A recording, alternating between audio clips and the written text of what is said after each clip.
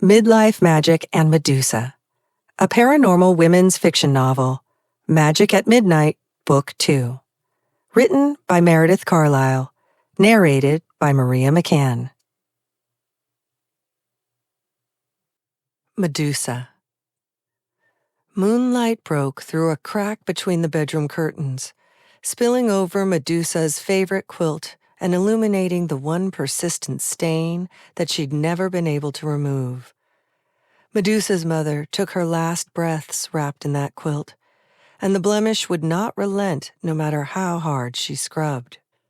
When she and her sister were young, their grandmother once told them that death blood stains were like that, especially when someone was murdered, leaving a mark that would return time and again. A gruesome reminder of what was done. They didn't take it seriously at the time, of course. Their grandmother liked to tell tall tales, many of which had kept them awake at night more often than not. But now she wasn't so sure the old gorgon hadn't been right about damn near everything.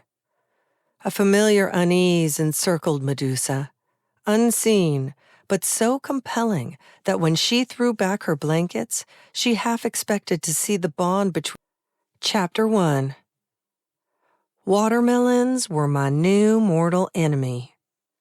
"Unclench your fists," Kian said, his breath tickling my ear. "And your jaw, too. You can do this."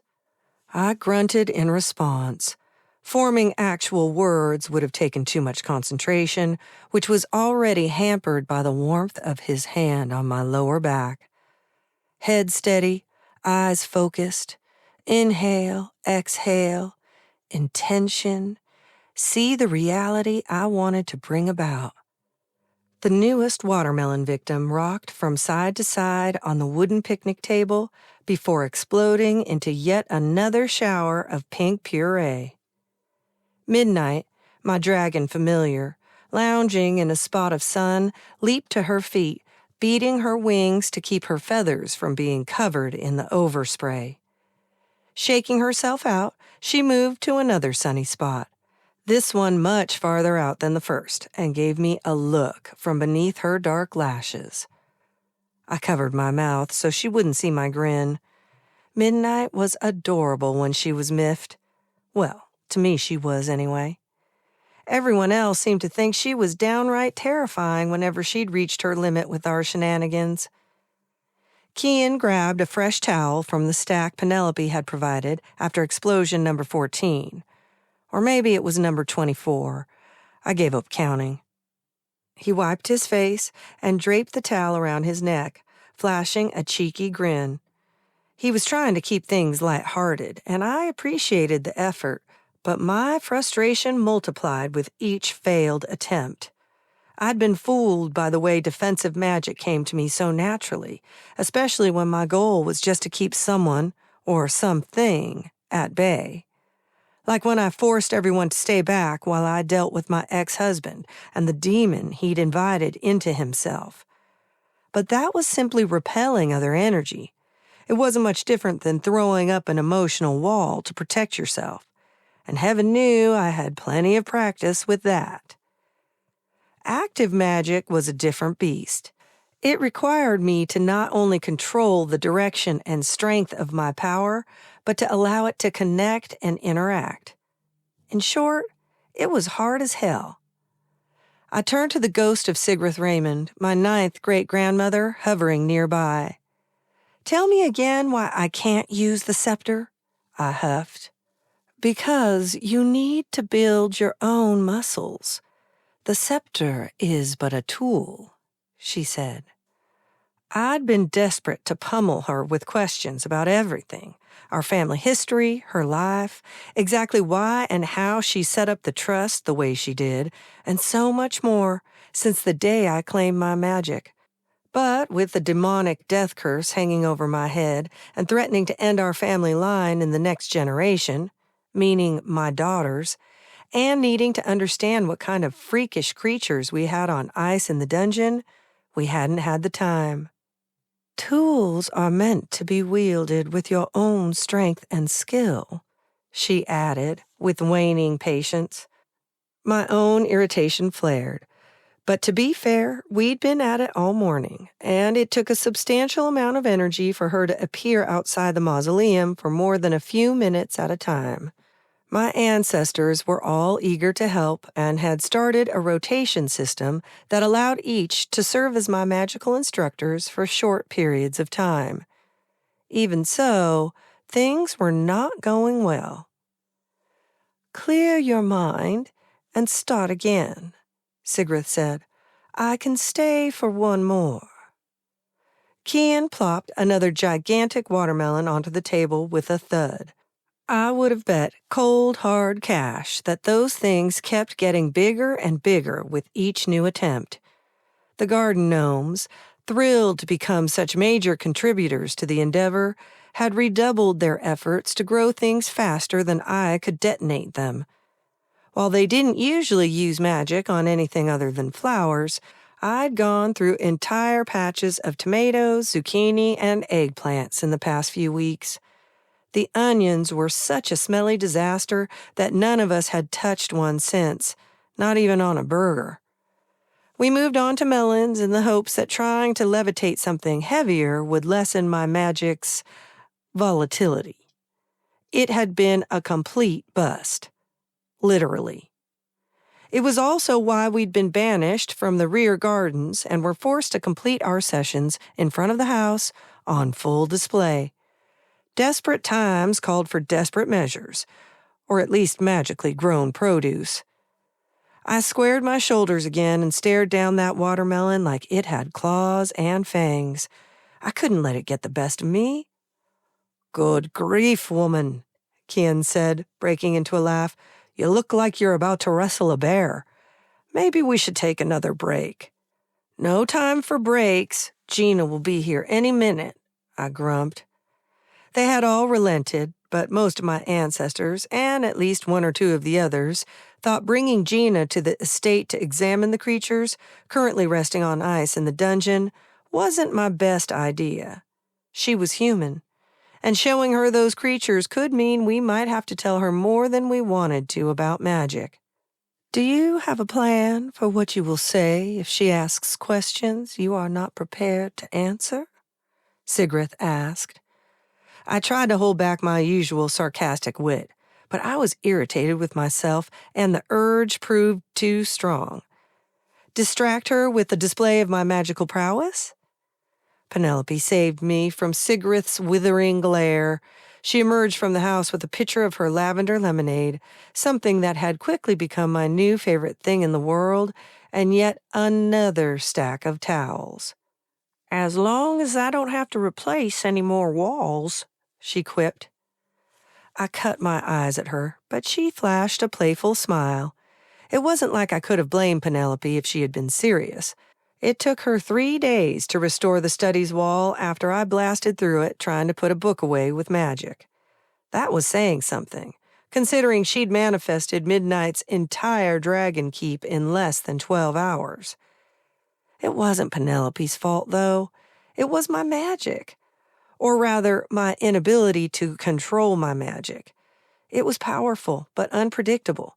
And as we'd all learned in the past few weeks, damn near impossible to undo, even when the intent of the spell was the opposite of the outcome. Penelope lifted her hand in a friendly wave. I turned and repeated the gesture, surprised to see Medusa standing off in the distance.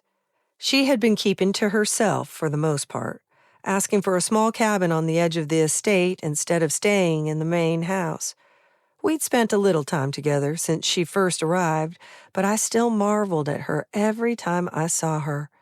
She bore little resemblance to the famous movie monster of my childhood. Sorry, Clash of the Titans circa 1981. You got it so wrong. First and foremost, she walked on 2 legs, thank you very much. Second, other than the snake's nest of hair and a take-no-prisoners demeanor, there wasn't anything all that terrifying about her. Her figure was curvaceous and womanly. The set of her mouth, nose, and what I could see of her eyes, meaning her eyebrows, were all perfectly proportioned. I had no idea what color her eyes were, since she kept them covered by a pair of thick black glasses. She'd said they were made of dragon's glass when we first met, which I later learned was obsidian. Except for the slight blush of shimmering scales at her temples, her amber skin was smooth, and her complexion nothing short of flawless. Even the snakes growing from her head were small and lithe. Tiny, dark, violet snakes didn't exactly inspire terror, especially when they looked more like glistening jewels than anything else. The only thing I could find about Medusa that might be terrifying was the knowledge of what she could do, if she wanted to. Her potential. The depth of that single thought didn't escape me, and I wished like hell I could have written it down so I wouldn't forget. Was that true for all women? Had society worked to keep us in check for so many centuries because of our potential to be powerful? As true as my assessment of Medusa was, her familiar Rishi was beyond terrifying, at least at first. But no one ever saw Rishi unless she wanted to be seen. One might think a 15-foot-long queen, cobra, would be difficult to miss, and you'd be dead-ass wrong, too. Rishi could blend in with her surroundings even better than midnight. Then there were the many smaller snakes that seemed to wriggle out of the woodwork whenever she was near. It was like she called to them without even meaning to. Most of them weren't much bigger than the snakes that made up her hair, but they always shimmered with jewel-like colors as they approached Medusa. The effect was mesmerizing to watch. My biggest concern, though, was Medusa's real reason for seeking sanctuary. She needed something from me. Something I should have been able to provide, but couldn't. Shame for my shortcomings threatened to squeeze the life from me every time we spoke. It might not have been my fault, but that didn't stop me from feeling as if it were. By the way Medusa paced between the magnolia trees, lips pursed and the set of her jawline tight, I knew this time would be no different. She was wound tighter than a 10-day clock, and I couldn't say I blamed her. We had more in common than she could imagine possible. Kian accepted the glass pitcher from Penelope, his eyebrows shooting up at the sight of Medusa. Without missing a beat, he pointed to the remains of the day's watermelon victims, grinning widely. "Hope you brought a raincoat." Leave it to Kian to know exactly what to say. Medusa visibly relaxed and moved closer, but mouthed, "Can we talk?" as she approached. Shit. Folks in town had been clear since day one about how they felt about having a gorgon as their new neighbor. Armin traced most of the hateful pranks back to teens with too much time on their hands, but a couple were scary enough to warrant additional protective sigils around her cabin. I stiffened and nodded once, silently promising to take the first opportunity that presented itself to speak with her in private. "Now, Kian, that is unhelpful," Sigrith chided. If she'd noticed the exchange between me and Medusa, she didn't let on. I also had a feeling that if she had a little more substance, she would have thumped Kian's ear for good measure. But it was good that he had a way of pulling me out of my own head and putting everyone at ease all at the same time. Kian's face reddened, however, and he dropped his head dutifully. I guess not even a man his size would dare backtalk Sigrith Raymond, or her ghost. She's still overpowering the object of her focus. Sigrith turned to Medusa, indicating the mess I'd made of the front lawn. More voluminous targets do not seem to affect the situation. You were trained in traditional magic, though, weren't you? Medusa inclined her head. I was. How did you know? You may be a gorgon, but you move through the world like a witch, Sigrith said in approval.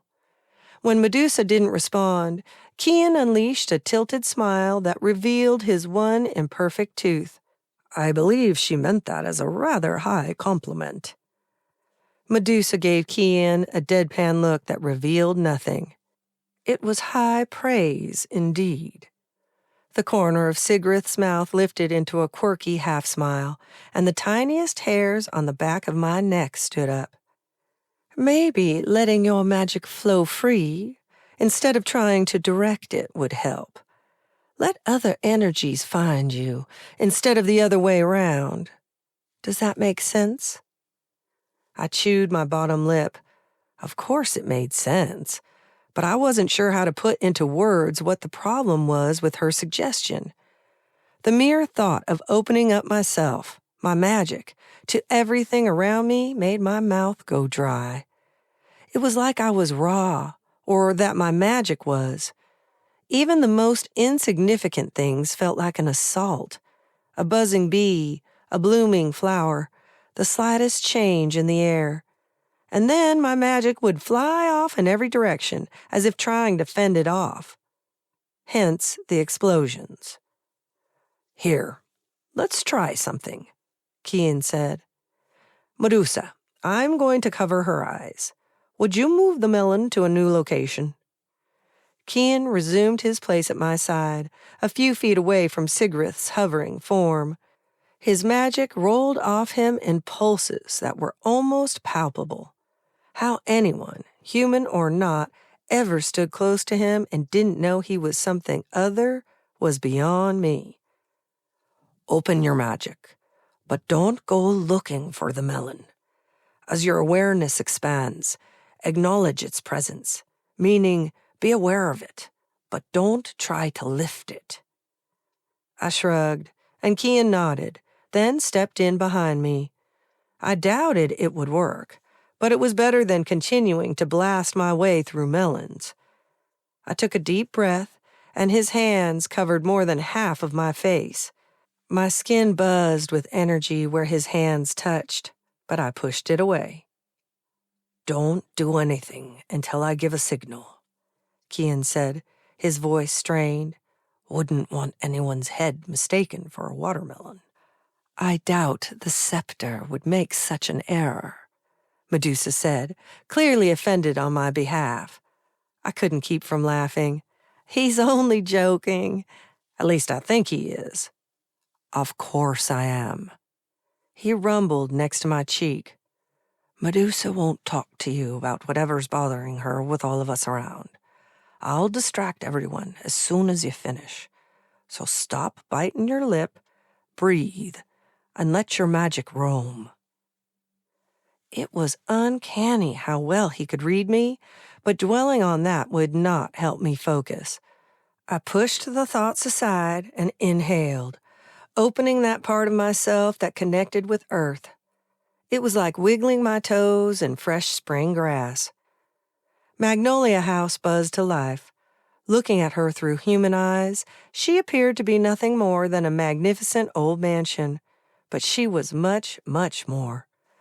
Like my family's scepter, magic flowed through the estate and everything on it for centuries. In her own way, the house had become as much of a living thing as anything else. Connecting with the property like that still overwhelmed me, the same way it did the first time I crossed Magnolia's threshold, and I was certain I was being electrocuted. Suddenly, every blade of grass, each flower, and even the leaves on the trees sprang to life. My skin and teeth buzzed with the energies. This time, instead of trying to rein in my focus, I centered myself, connecting my power to the earth below me, and let it expand. I considered the larger, stronger objects nearby. It seemed an eternity, but eventually the smaller zips of energy faded to something like background noise. Kian's bright intensity hit me like a ray of sunshine right in the face, despite the darkness behind his hands. His magic was like orange spice and fresh earth with a hint of clove or coffee. Sigrith's energy was the weakest, barely more than a blip in my peripheral, but she still filled me with the essence of a tangy red wine. Large trees were easy to make out, reminding me of fresh outdoor breezes. Then there was Penelope, who stood off to the side of Sigrith, her power pulsing in waves, laced with what I could only describe as a bouquet of spices so complex that I couldn't begin to name them. Medusa's energy was as strong as the others, but hers reminded me of campfires and the scent of roasted marshmallows. And there, resting on the ground, was the sweet, mellow energy of the watermelon. I lifted my right arm, angled it slightly, and pointed. It's there, behind Medusa, where the steps meet the house. Well done, Sigurd said. Now don't try to force a connection. It is enough to find it and to let it exist on the same plane as your own. Once you are comfortable with that, adjust the outer layers of your energy to the same wavelength. If you feel things getting intense, expand your focus again. Do not try to overpower it.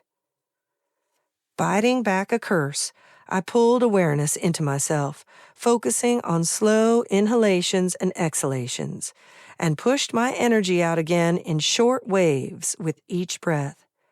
After several tries, the zing of the watermelon's energy danced along the periphery of my own. A small smile tugged at the corner of my mouth. It's getting easier, I whispered. Feel around. See where it connects with the earth, the air. I pulled my focus to the base of the melon and allowed the wispy life force of the grass to blink from mere static to full existence. My mind teetered there for a moment before dipping below the soil and following the countless connections each blade shared with millions of others. The network was so large it boggled my mind. It was only the beginning, and yet there was something, a force that wasn't energy at all, but something that drew power to it, closer and closer still. Let your attention wander if you need to, Sigrid urged. If only she knew. I released the tension in my shoulders, skirting around the strange magnet-like force, and let my mind continue to roam the massive web of connections that flowed between every living thing on the property. Magnolia House wasn't merely a collection of things that happened to share a common space. The entire estate was a living thing, and my family's mausoleum was her beating heart. The beauty of it took my breath. Excitement and curiosity got the better of me. I needed to master that stupid melon so I could get back to exploring. And Magnolia House deserved an heiress that could control her magic, one who could keep her wits about herself and handle her family's power. She deserved a true scepter. Not a cursed one who was going to die in less than a year. A scepter who could help those who came to her in need. I blocked out the extraneous energy, forcing my awareness back through the network and back to the watermelon sitting a few dozen feet away. It was time. I needed to succeed as much for Magnolia House as I did for myself and my 2 daughters. I couldn't keep failing. I had to control my magic. Breaking the curse on our family depended on it. Medusa's entire purpose in finding me was having her great-grandmother's curse removed. Imagine her surprise at learning what a fool's errand that had been. Tamping down the feelings of inadequacy as best I could, I struggled to keep the melon's energy at the forefront. So many wavelengths kept edging up against my own, splintering my focus. Finally, I pushed toward it and... Slushed watermelon rained down, soaking Kian's hair and shirt again. With a heavy sigh, my shoulders slumped in defeat, but it was too late to try again. Little Richard's Good Golly Miss Molly blared from somewhere in the distance, and there was only one person I knew who loved 1950s music and loved it enough to play it that loud. Beside me, Medusa hissed in agitation. Chapter 2.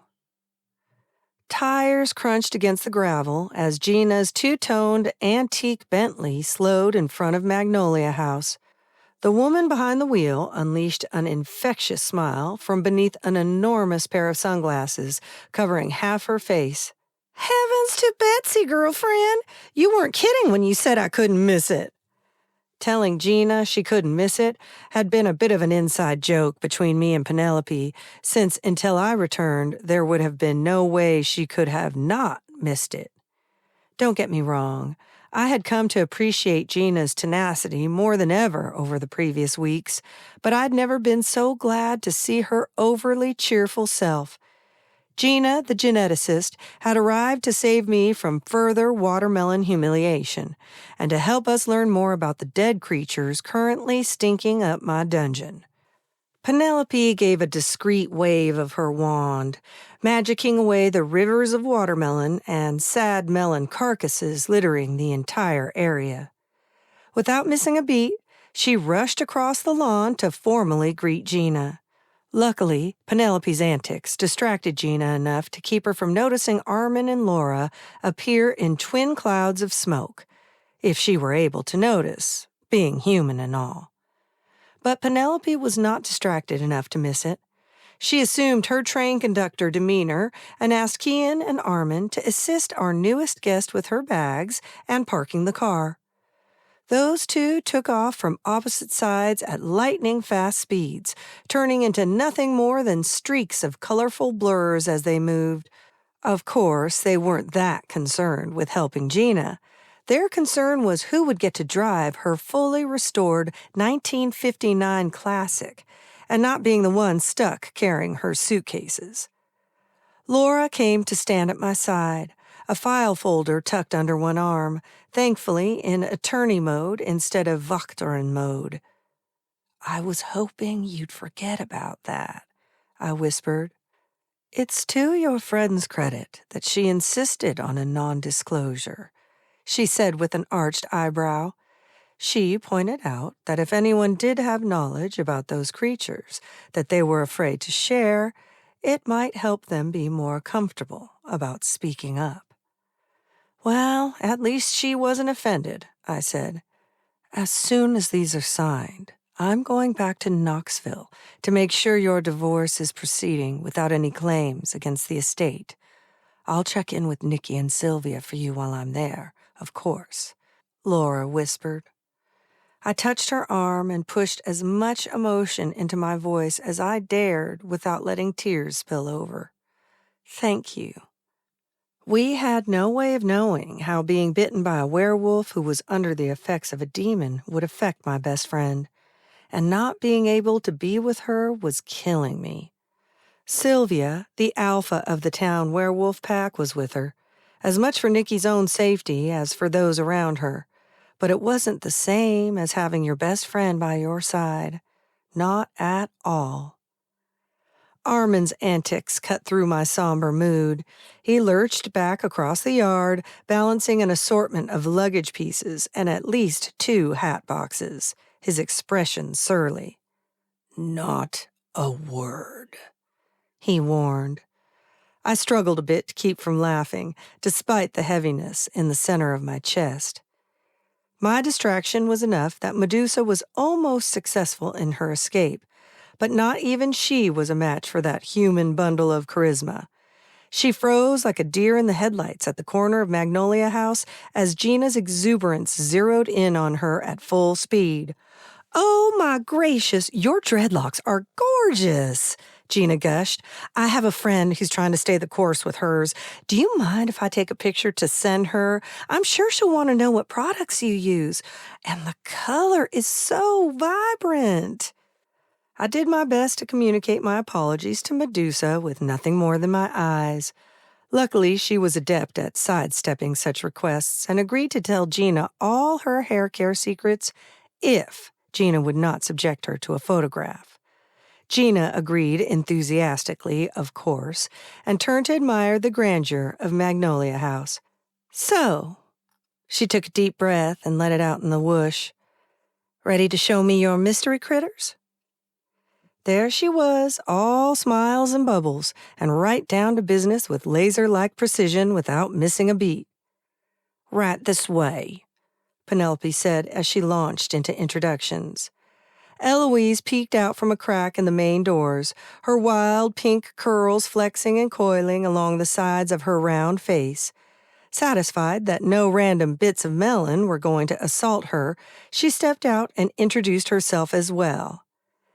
"I'm pleased as punch to be working with you, Eloise. I can't wait to see your lab." It was then that Gina's eyes fell on Laura and the file. "Just as soon as we get those forms signed, of course." Eloise angled to the side so she could see me around Gina, her eyes the size of saucers.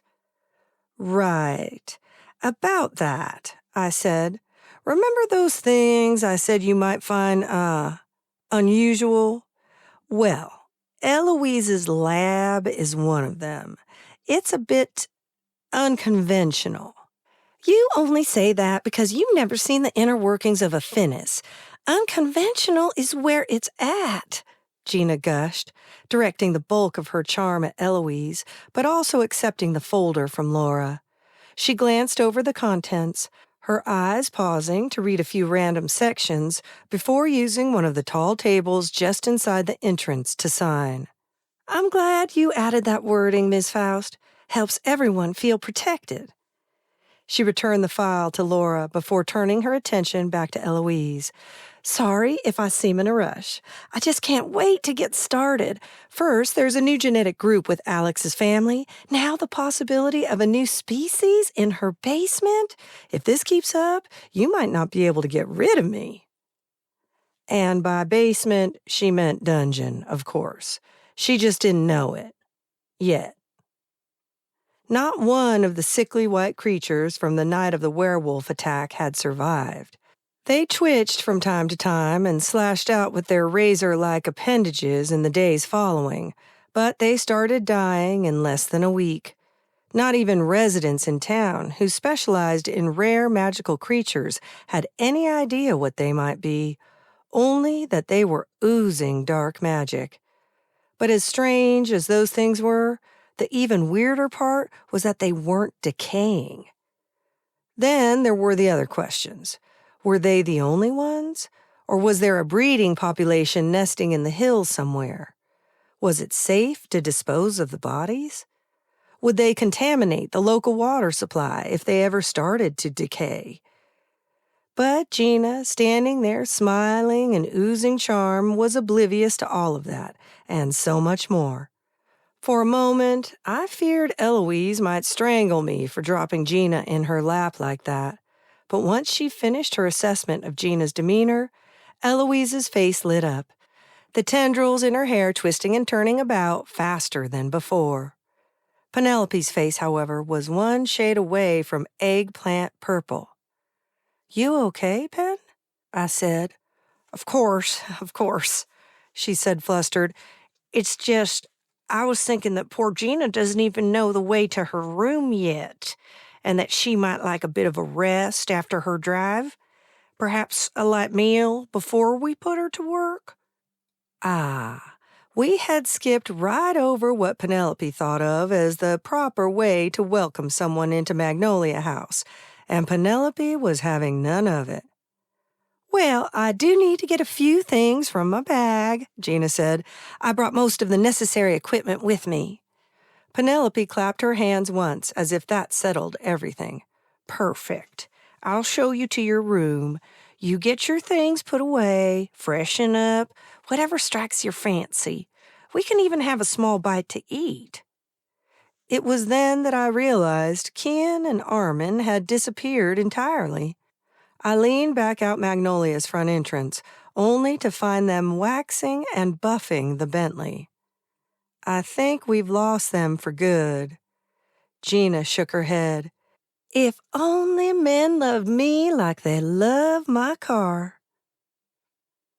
Medusa slipped out somewhere between the signing of forms and the mention of mystery critters. I couldn't say I blamed her, but I wished like hell she'd stuck around long enough to tell me what was wrong. Then again, missing out on what was to come might have been for the best. Knowing those creatures existed was one thing. Coming face to face with them was quite another.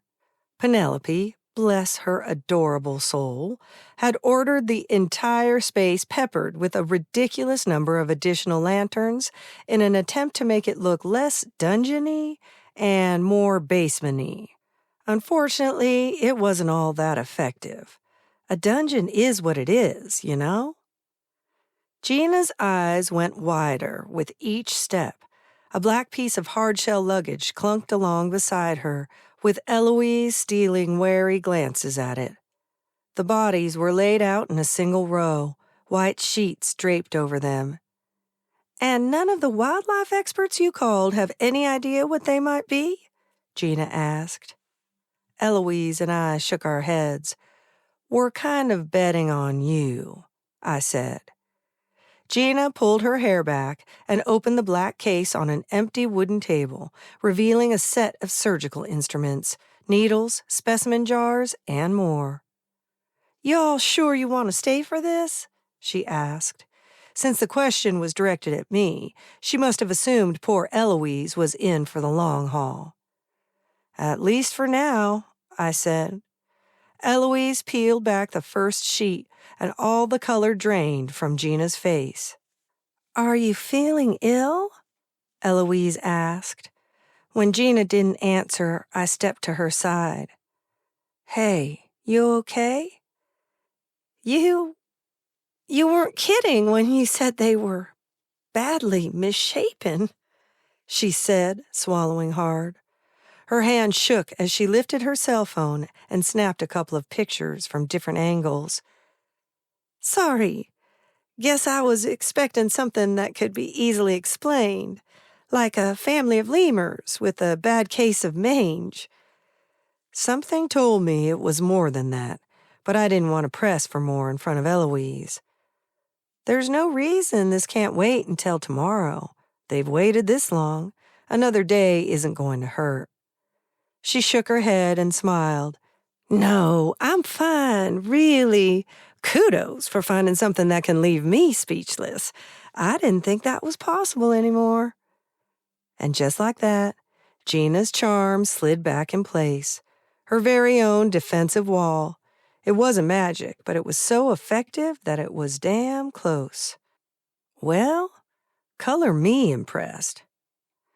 Gina's hand still had a slight tremble as she pulled a small digital recorder, made with clunky buttons in the retro style she loved so much, from her back pocket. But by the time she'd lifted it to her mouth, she was all business again.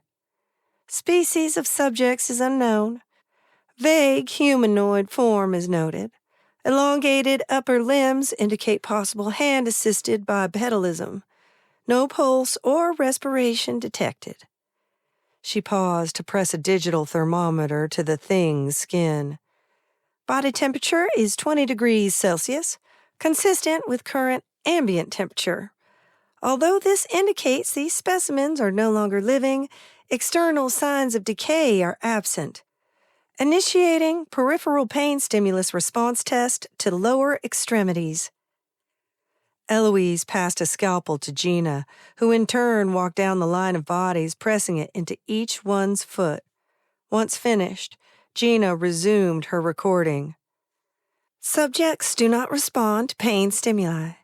There is seepage of what appears to be a blood-like substance. Subjects have been in this state for approximately 23 and a half days. Coagulation would be expected within minutes following death.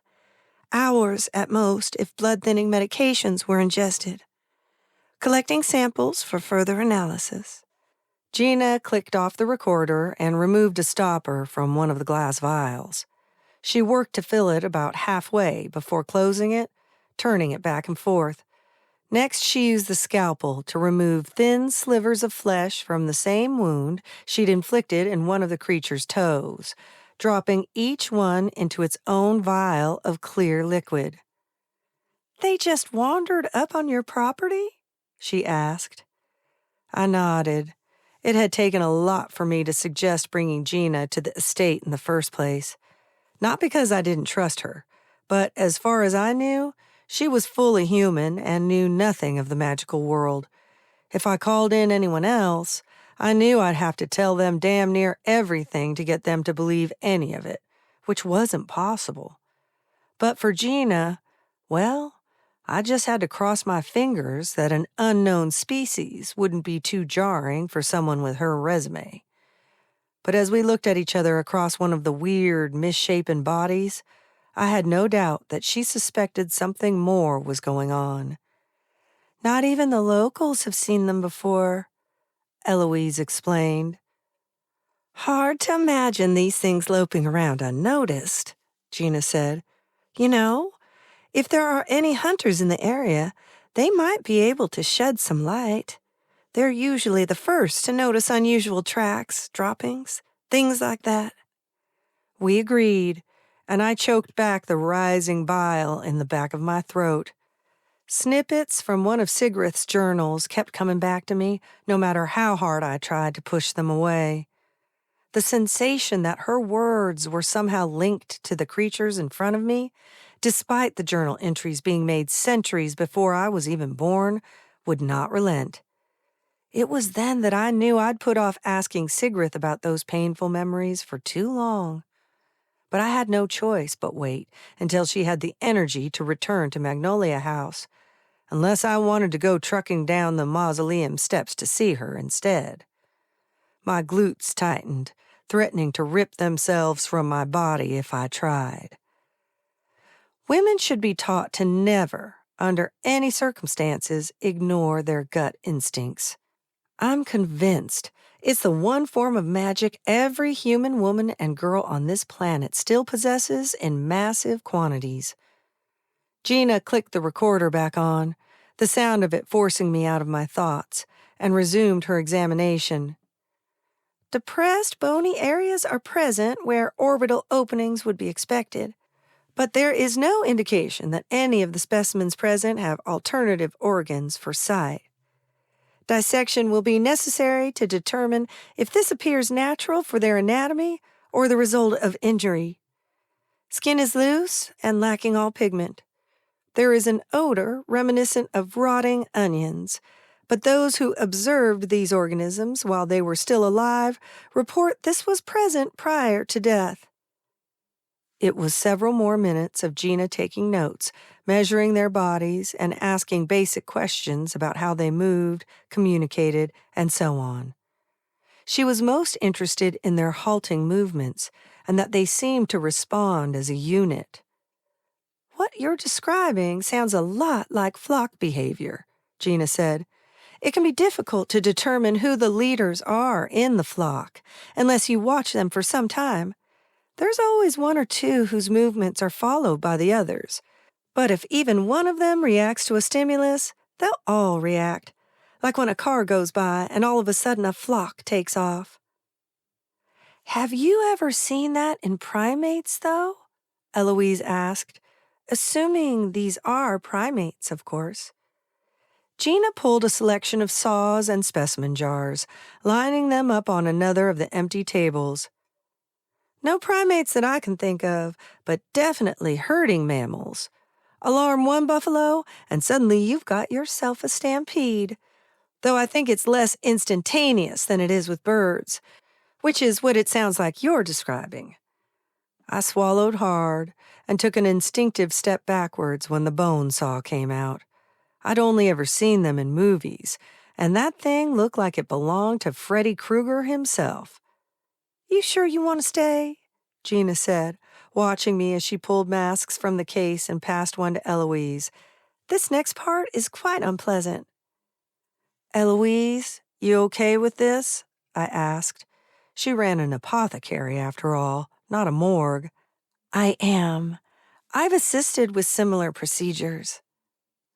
That took me by surprise, but then I remembered some of the ingredients she kept in the apothecary. Even if those lizards willingly gave up their tails, it would still be a gruesome task. Well, I guess that means I'm good too, I said. At least I hoped like hell I was. Eloise gave me a faint smile that said perhaps I wouldn't be for long, and passed me a mask and a small vial from her pocket. Here, rub this just below your nose. I can't imagine they're going to smell any better once they're open. I took Eloise's advice and was thrilled to find that her balm was magical in nature. A slight shimmer followed where it was applied, but could no longer be seen once the mask was in place. The smell of soft peppermint filled my nose, and it was heaven. Gina didn't wait for any further dilly-dallying. As soon as my mask was in place, her scalpel plunged into the fetid flesh of the first creature. A noxious gas erupted from its body cavity, and a green, hazy fog filled the dungeon, completely overpowering Eloise's enhanced peppermint balm. We leaped away from it, pressing ourselves to the cold stone walls and pulling the masks tighter against our faces. It only served to force more of the stench up into our sinuses. "Paints and hemlock!" Penelope screeched, running down the stairs and pulling her shirt up over her nose. Tears streamed down her face, her eyes watering from the pungent stench. Her other hand shot into the air, wand held high. I didn't dare stop her, not even if Gina happened to see and couldn't explain it away. If Penelope could have any effect on it at all, it would be worth it. A cool breeze flowed into the dungeon, but instead of clearing the foul odor, it stirred things up even worse. Miraculously, no one had vomited. Yet. Focusing on the bracelet dangling from my wrist, I pushed a gush of energy into Penelope's spell. I had garnered plenty of practice helping others' magic take shape, starting with the spell that saved my best friend's life. We ended up with a small whirlwind of stench to deal with instead of a cloud. It wasn't perfect, but it presented us with a much-needed reprieve. Gina, being closest to the open body, bolted into the far corner and heaved. Eloise took the opportunity. Her wand flashed at her side, sending the dust devil of funk back up the stairs, and I prayed, out of Magnolia House completely. After taking a moment to collect herself, Gina moved to her case and rinsed with mouthwash, spitting into one of the empty specimen jars. "Here," she said, passing it to Eloise. "Under normal circumstances, that's the worst tasting kind you can buy. But right now, it's ambrosia." She wasn't wrong. Who knew? Penelope gave me an apologetic look. "I hate to deliver this message, even more now, after you having to endure that. But he's asking for you again. Want me to tell him you're still busy?" I didn't have to ask who he was. Only one man put Penelope in such a dour mood. Mike, my almost ex-husband, was still recovering from the consequences of letting a demon take up residence inside his body. I'd managed to get the damn thing out of him, but doing so had done a lot of damage to his internal organs. Modern hospitals weren't exactly equipped to handle post-possession recoveries, so he was staying at Magnolia House until he was well enough to manage on his own. And if he had his way about it, that was going to be 1 week from never. Every time we even hinted that he was almost healthy enough to be on his own, a new ache or pain would surface. My eyes flitted over the mess the whirlwinds had created, landing on the misshapen body whose center was still gaping open. I shook my head. "No, tell him I'll be there as soon as I help clean up down here." Penelope opened her mouth. I assumed to offer to take my place, but closed it and skittered back up the stairs. I bit back a laugh. "I'm going to take a quick break anyway," Gina said, pulling the sheet back over the bodies before taking off her gloves. "I have some respirator masks in my other suitcase, so if you have something you need to do..." Eloise passed each of us a couple of wet naps she'd found in Gina's case. "We've got this," she said, "unless you just want to be present for the rest." Let's see. Noxious fumes billowing out from the carcass of some unknown creature, or a conversation with the ex from hell. I held each hand to my sides as if weighing my options. This is not the easy decision you'd expect. But as I climbed the dungeon stairs, my thighs burning less than usual, the familiar sensation of a lasso formed around my waist, urging me to forget Mike and head straight for Medusa. It was the first and last time I would ignore that feeling. Chapter 3. Medusa. Dozens of thermal images flitted through Medusa's mind, as if they were spinning on an old film reel. She shook her head, trying again to push them away. It was too many, too fast.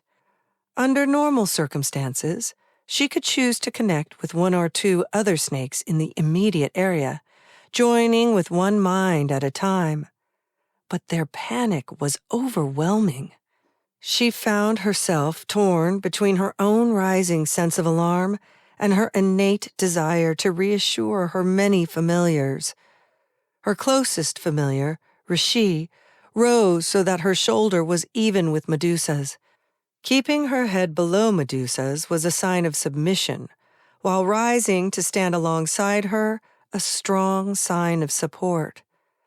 Medusa ran her hand over the massive snake's head and down her back, drawing strength from her presence. "Have you seen these creatures before?" Medusa whispered. Rishi swayed from side to side, indicating she had not, but flashed an image of the scepter's face for Medusa to see. Medusa inhaled deeply, trying to steady her racing heart. I know. I should have demanded to talk to her alone. But when the human showed up, she pointed to her writhing mess of tangled hair and gave Rishi a sideways glance.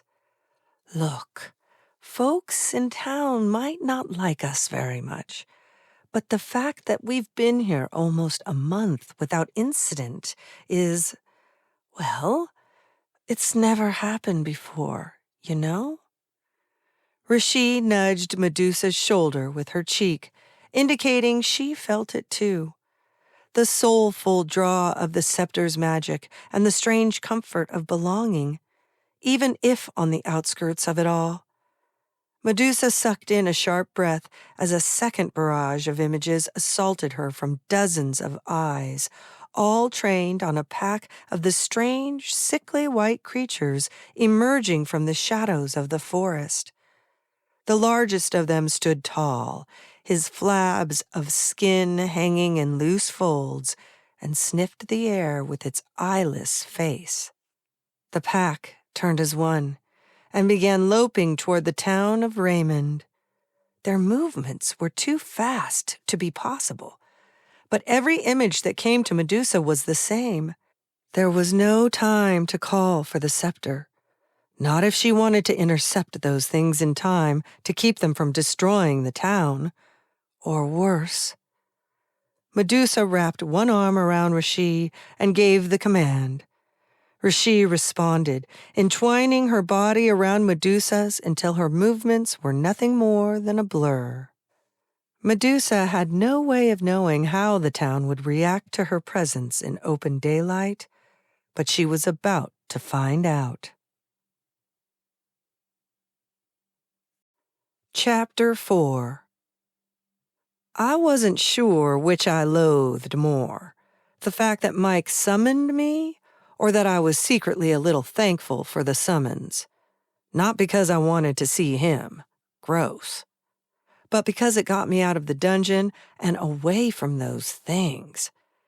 I put up a brave face for Gina and Eloise, but those creatures made me feel weird all over. Like when you have the flu and your skin is aching and tingling at the same time. I hated being in the same room with them. As long as they were in the dungeon and I wasn't, I could pretend they weren't there. Mike paced back and forth just inside the apothecary, as if he was afraid to enter the main part of the house. Good. I didn't want him seeing or knowing anything more about my new life than he already did. The now familiar clickety-clack of Midnight's talons approached from behind, and I grinned reflexively. Midnight took her place next to me, and Captain Douche-Nozzle's smile faltered. "What do you need, Mike? I'm kind of busy." He'd been slathering on the charm ever since Nicky broke his nose for insulting me. I didn't think I'd ever get used to it, if it even lasted. "I'm getting ready to leave, as you can see." He motioned to the fact that he was wearing real clothes, though I had no idea where they'd come from. "Anyway, I realized this morning that I've never apologized. Not really. I've hinted at it, but not said it outright. I won't blame you if you don't want to hear it, let alone believe it."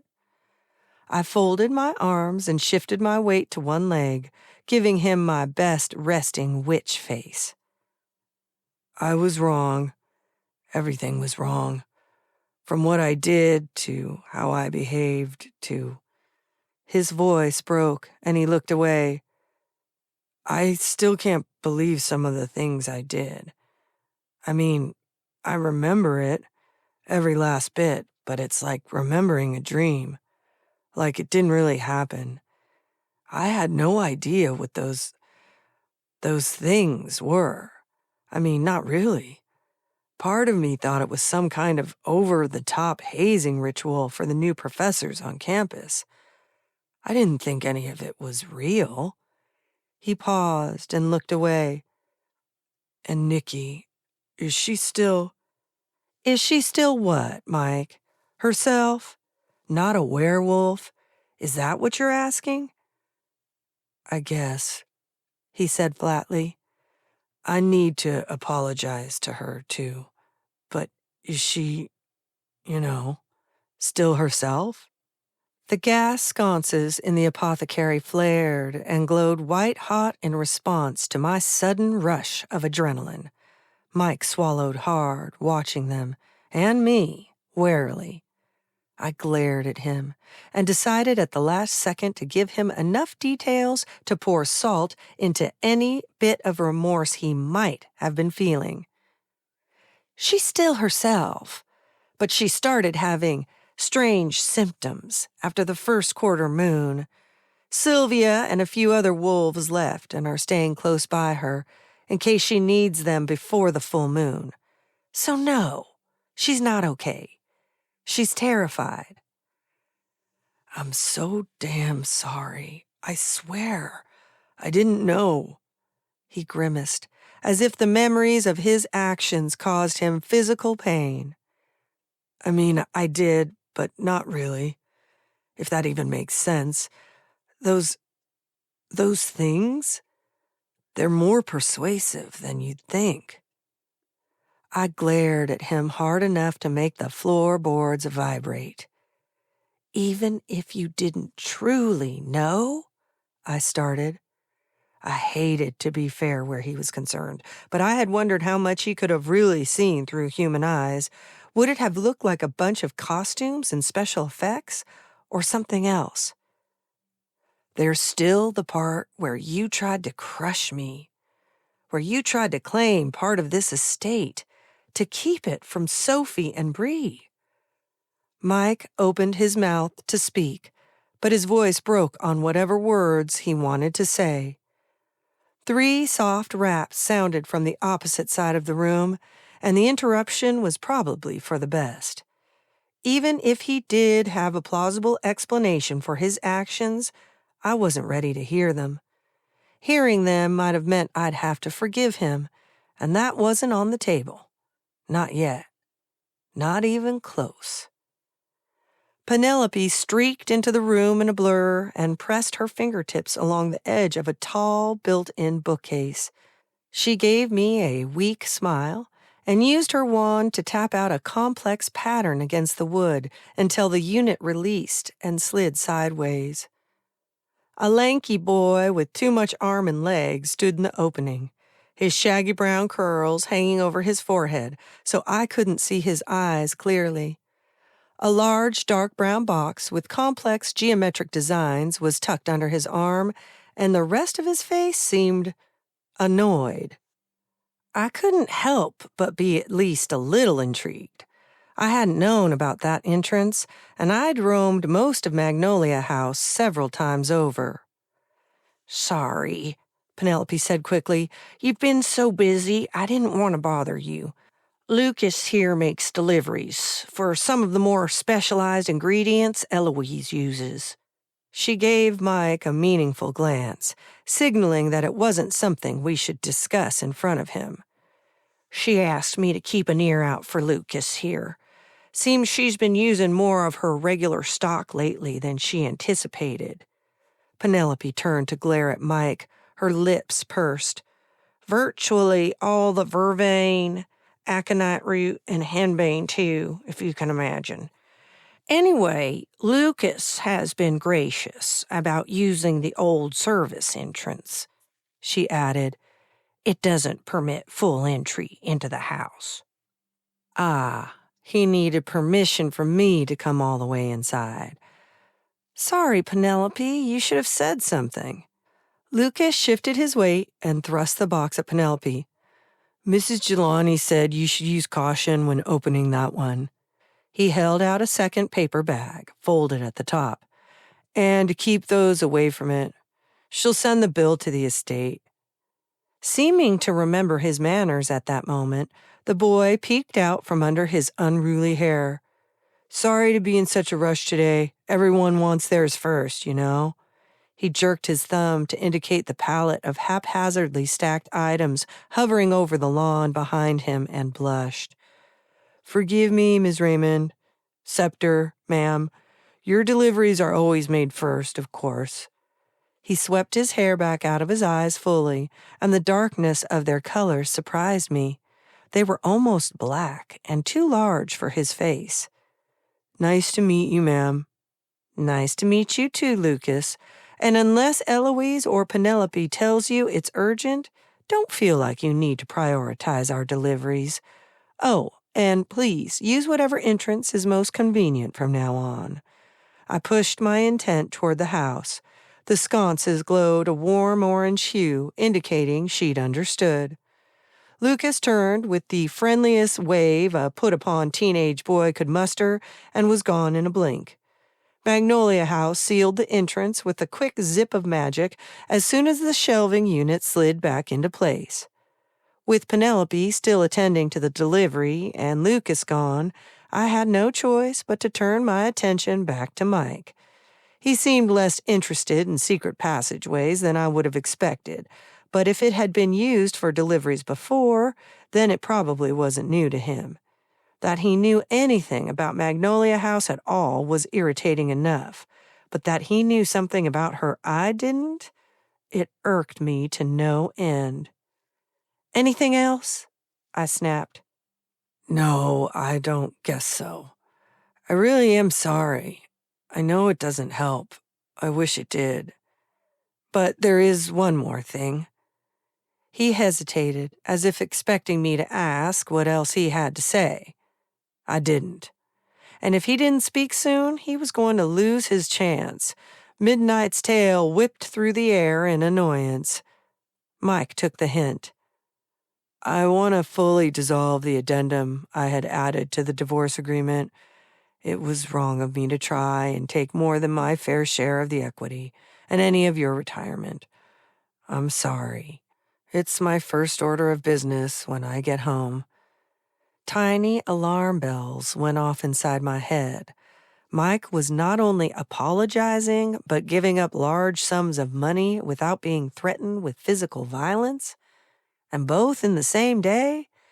Not likely. I released a bit of my magic, letting it probe around the room.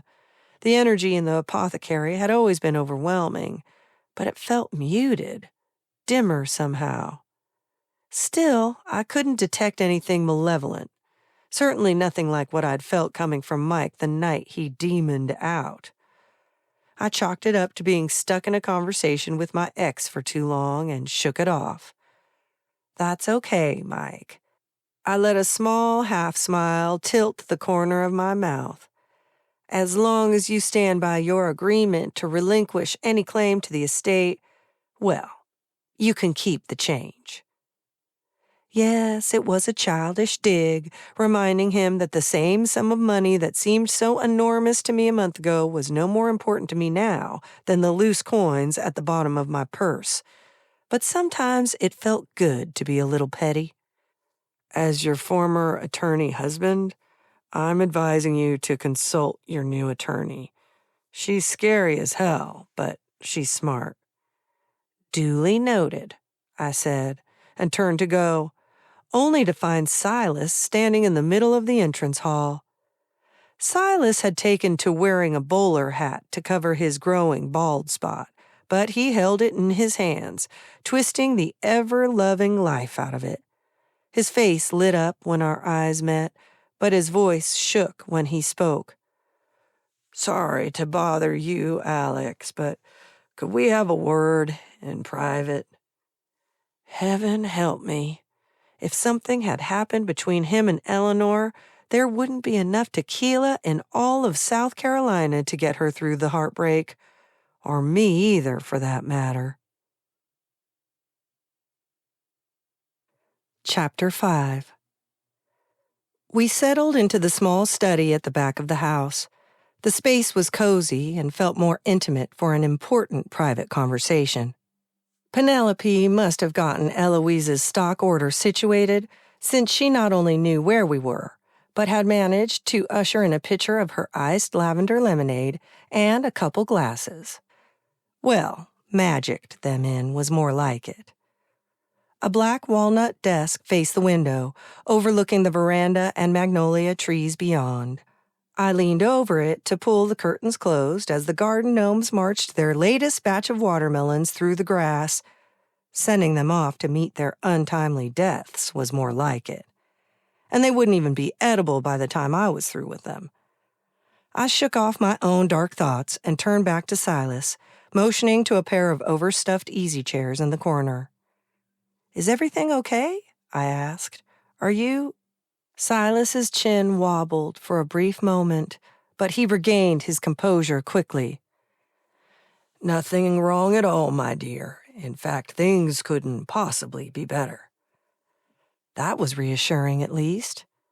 And Eleanor's fine, too? His face lit up like a Christmas tree at the sound of her name. Confused but relieved, I poured each of us a drink and eased back. Saints and sinners. Penelope spiked it with vodka. I didn't know what I'd done to deserve that woman, but I wanted to make sure I kept doing it. And twice on Sunday, for good measure. She's better than well. That's what I wanted to talk to you about, in fact. His voice trailed off, mouth twisting to one side like he was struggling to find the right words. I leaned forward, feeling a pang of sympathy for him. Silas had been key in helping my Aunt Eleanor come to terms with my new life, not to mention walking head first into a fight with deranged werewolves, both real and made of clay. But most of all, he seemed to have genuine affection for the woman who'd been a mother to me for so long. Whatever it is you need, Silas, you know I'm eager to help. I'm afraid she might kill me if she knew what I came to talk to you about, he said with a chuckle. I took a long sip of my drink and laughed with him. Black Betty is locked in the armory, if that helps ease your mind any. Silas smiled and leaned back with his own glass. It does, as a matter of fact. I promised to be quick about this, didn't I? And here I am, fumbling around like a foolish old man. You see, Alex, I came to you for both permission and advice. Permission? For me? You don't need my permission for anything. He held up a hand to stop me mid-sentence and shook his head. Forgive me, it's nerves. Traditionally, if a man intended to ask for a woman's hand, he would go to her father. It may seem silly. Wait, what? Back up there, Silas. You want to... His smile was contagious. Silas reached into his pocket and pulled out a small blue velvet box. When he opened the lid, my eyes blurred with tears. Inside was a gorgeous sapphire ring, cushion-cut, encircled by a single row of diamonds. It was my mother's, he said with pride. And Eleanor always said she wasn't a fan of large diamonds, but she seems to love anything blue. He laughed lightly again and slid the box over to me. You're the closest thing my Eleanor has to bloodkin, Alex. She adores you, you know, and I know you feel the same about her. So I'd like your permission, your blessing, if you will, to ask your Aunt Eleanor to marry me. I leaped from my chair, almost sending the pitcher and both drinks flying, and pulled Silas into an awkward embrace. Are you kidding? I am so honored you thought of me. Of course you have my blessing, or whatever you want to call it. When do you plan to ask her? Silas's round cheeks reddened, but tears filled his eyes. I'd like to go ask her right this minute. But, well, you know how she feels about marrying again. That's where I needed your advice. How to ask her without, well... He paused to chuckle again and dropped his voice in that way old men do when they're trying to deliver the punchline. Without her charging in here to find Black Betty. We both laughed at the mental image he'd conjured up, but it was a fair question. I'd start by asking Penelope to whip you up a few gallons of this version of her lemonade, I joked. In all seriousness, Silas, tell her how you feel. Show her your heart, that's all. Her fear isn't loving again. It's loving a man who won't show her his true heart again. I don't think that's an issue for you at all. The reddish tint in Silas's cheeks deepened, his eyes sparkling. No, it's not. There's not much I wouldn't do for that woman. She doesn't talk about her ex-husband that often. My mind replayed the images of Silas and Eleanor standing back to back protecting me, and each other, against magical creatures none of us had even known existed before that night. I don't want to discuss any details about her first marriage that Eleanor hasn't already discussed herself, so I'll just say that he broke her heart. It's as simple as that. But you do realize you've already got a track record that's hard to argue with, right? Eleanor has a tough bark, but when she loves you, you're loved completely because she loves with her entire being, not just her heart. And believe me, I don't have any doubt that she loves you. Silas dipped his head, smiling, and tucked the ring box back into his pocket. I think that was what I needed to hear.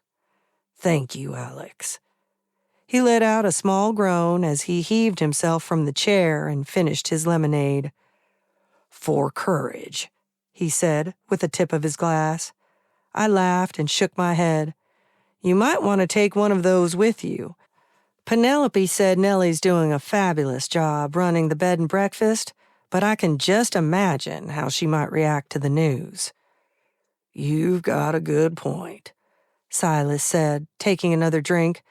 But finding out there's more to the world than what she's known seems to have changed Nellie a bit. Besides, I also heard she's taken a shine to Soren, the guy who owns the bakery. Think we should warn him? I laughed. Nobody warned me, he said with a grin, but he also downed the rest of his lemonade, too. My phone rang, and Nikki's name flashed across the screen. I'm sorry, it's Nikki, so I should take this. I'm very excited for you, for both of you. Wait, Can I tell Nicky? He placed his crimped bowler on his head, but paused at the door. Of course you can.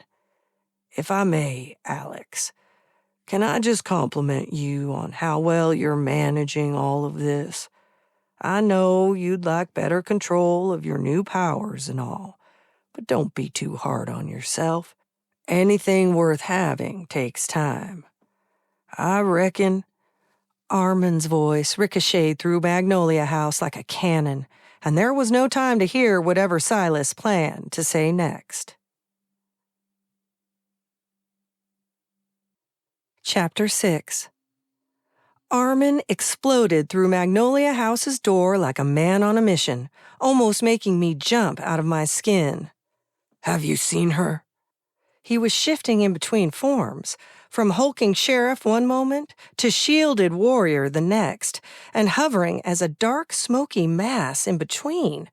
His eyes, when he had eyes, that is, blazed like a pair of hot coals, reminding me all too well of the night we met. Lower your voice. Human in the house, remember? I hissed, glancing around and expecting Gina to come running any moment. People 3 towns over probably heard the commotion. Kian, not to be outdone, swooped in right behind him, his own eyes shimmering like a pair of emeralds. No sign of her on the estate. This is bad. What's bad? And who the hell are we talking about? They spoke at the same time. Medusa. What's wrong with Medusa? Penelope asked, appearing at my side. You haven't heard? Kian asked. The scepter has been engaged in various tasks throughout the day, but even if she hadn't, no one has brought any messages, I can assure you, Penelope said. It felt like she was taking up for me, like I'd missed some vital but obvious clue that should have been as clear as the nose on my face. For the love of peanut butter, what's going on? Are all the creatures in the dungeon accounted for? Armin asked. I felt the blood drain from my face. I assume so. Gina's napping in her room, Penelope said. I convinced her to try some of Eloise's bath salts. Eloise took the opportunity to retrieve some things from home. She said she wanted to make the apothecary more laboratory-like, whatever that means. Kian disappeared in an explosion of green, but reappeared almost instantly. All 5 are still there. It wasn't one of them. Are you saying there are more? I asked, my heart leaping into my throat. Alive? Yes, Armin said, his voice grave. Medusa stopped them, but people saw her in her true form. They're terrified, Kian added. Let me get this straight.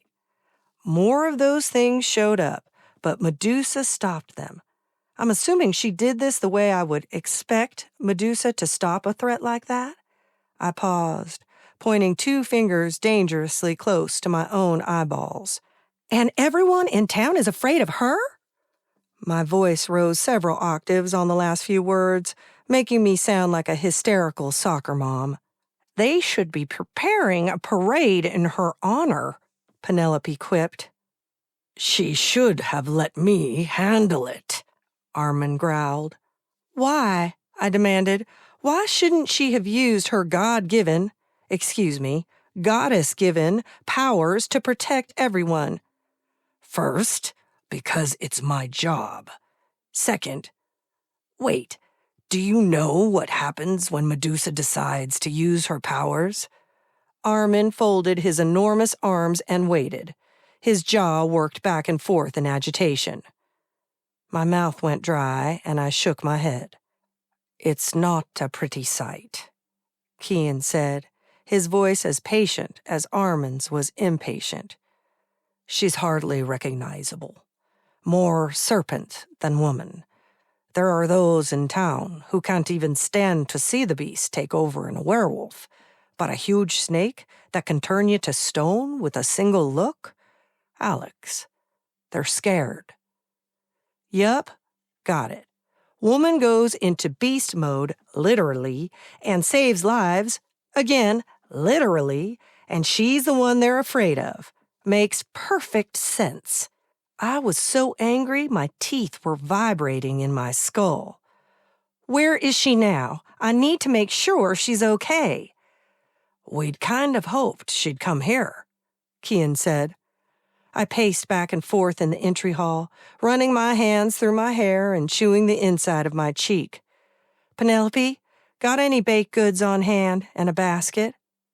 Of course, she said. But why?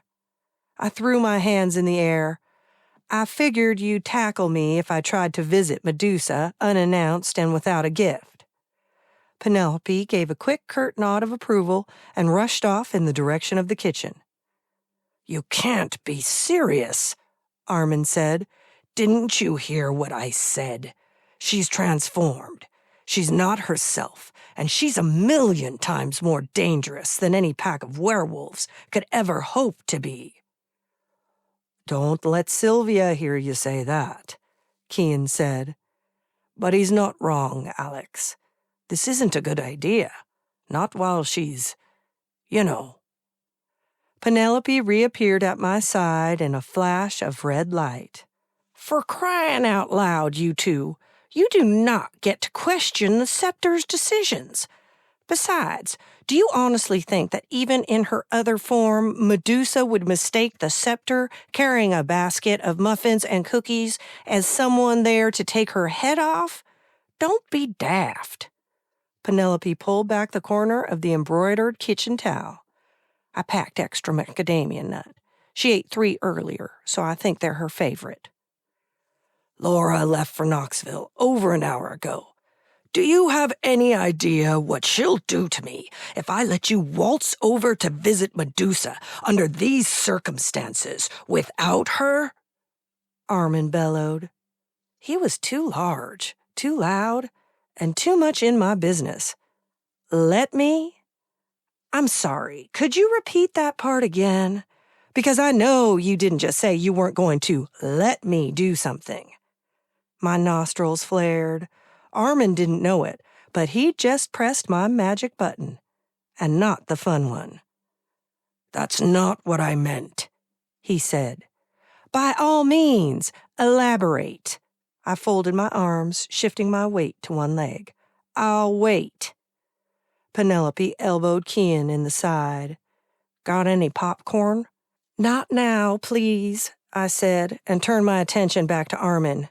You were saying? He dropped his head and sighed.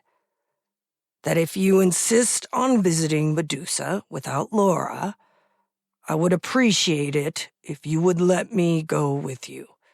If it helps, it's as much for your safety as it is for mine. Laura will kick my ass from one end of town to the other if I don't go with you in her place.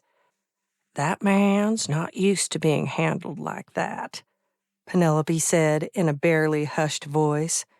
Kian chuckled. Think we should intervene? Not yet, Penelope said lightly. Let's see where it goes.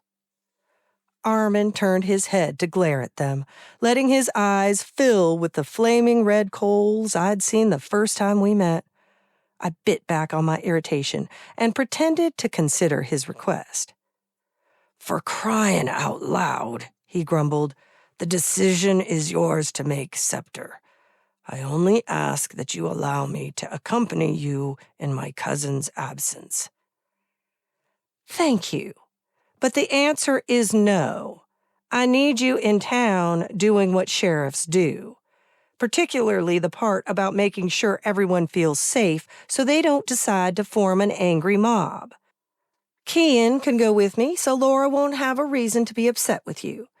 Penelope will stay here in case Medusa shows up, and to make sure Gina doesn't leave the house and stumble into something we'd have a hard time explaining. Armin shook his head. You're going to visit a pissed-off gorgon with a leprechaun as your protector? You can't be serious.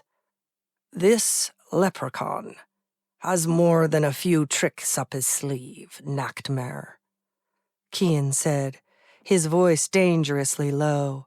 He stood taller and turned to me. Midnight will want to go with you as well, but she should stay aloft so she can swoop in and pull you out if necessary, he said. You two act like we're going to see Hannibal Lecter. When was the last report of a man being turned to stone? I asked.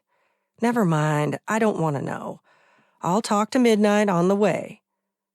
And there we were, a witch, a leprechaun, and a dragon, walking into a gorgon's lair. Chapter 7. The baby snakes might have been mistaken for strips of jewel-colored ribbons, if not for their writhing, twisting movements. They emerged from the sides of the road, keeping a safe distance from us as we walked, but watching our every move. I swallowed hard, forcing the lump in my throat down so I could speak. Are you afraid of snakes? I'm appropriately concerned about the reason for so many.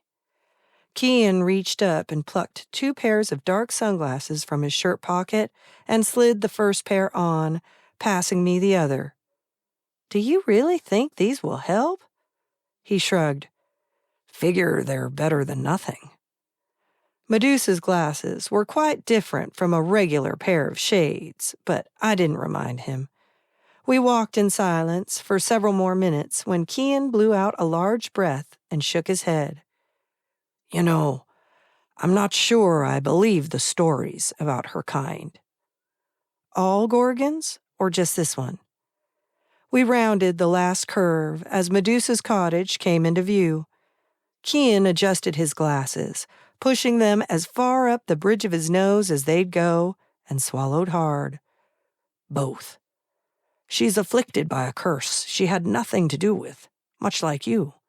Although Medusa's curse might go about things less directly than yours, hers has resulted in the deaths of her ancestors as well.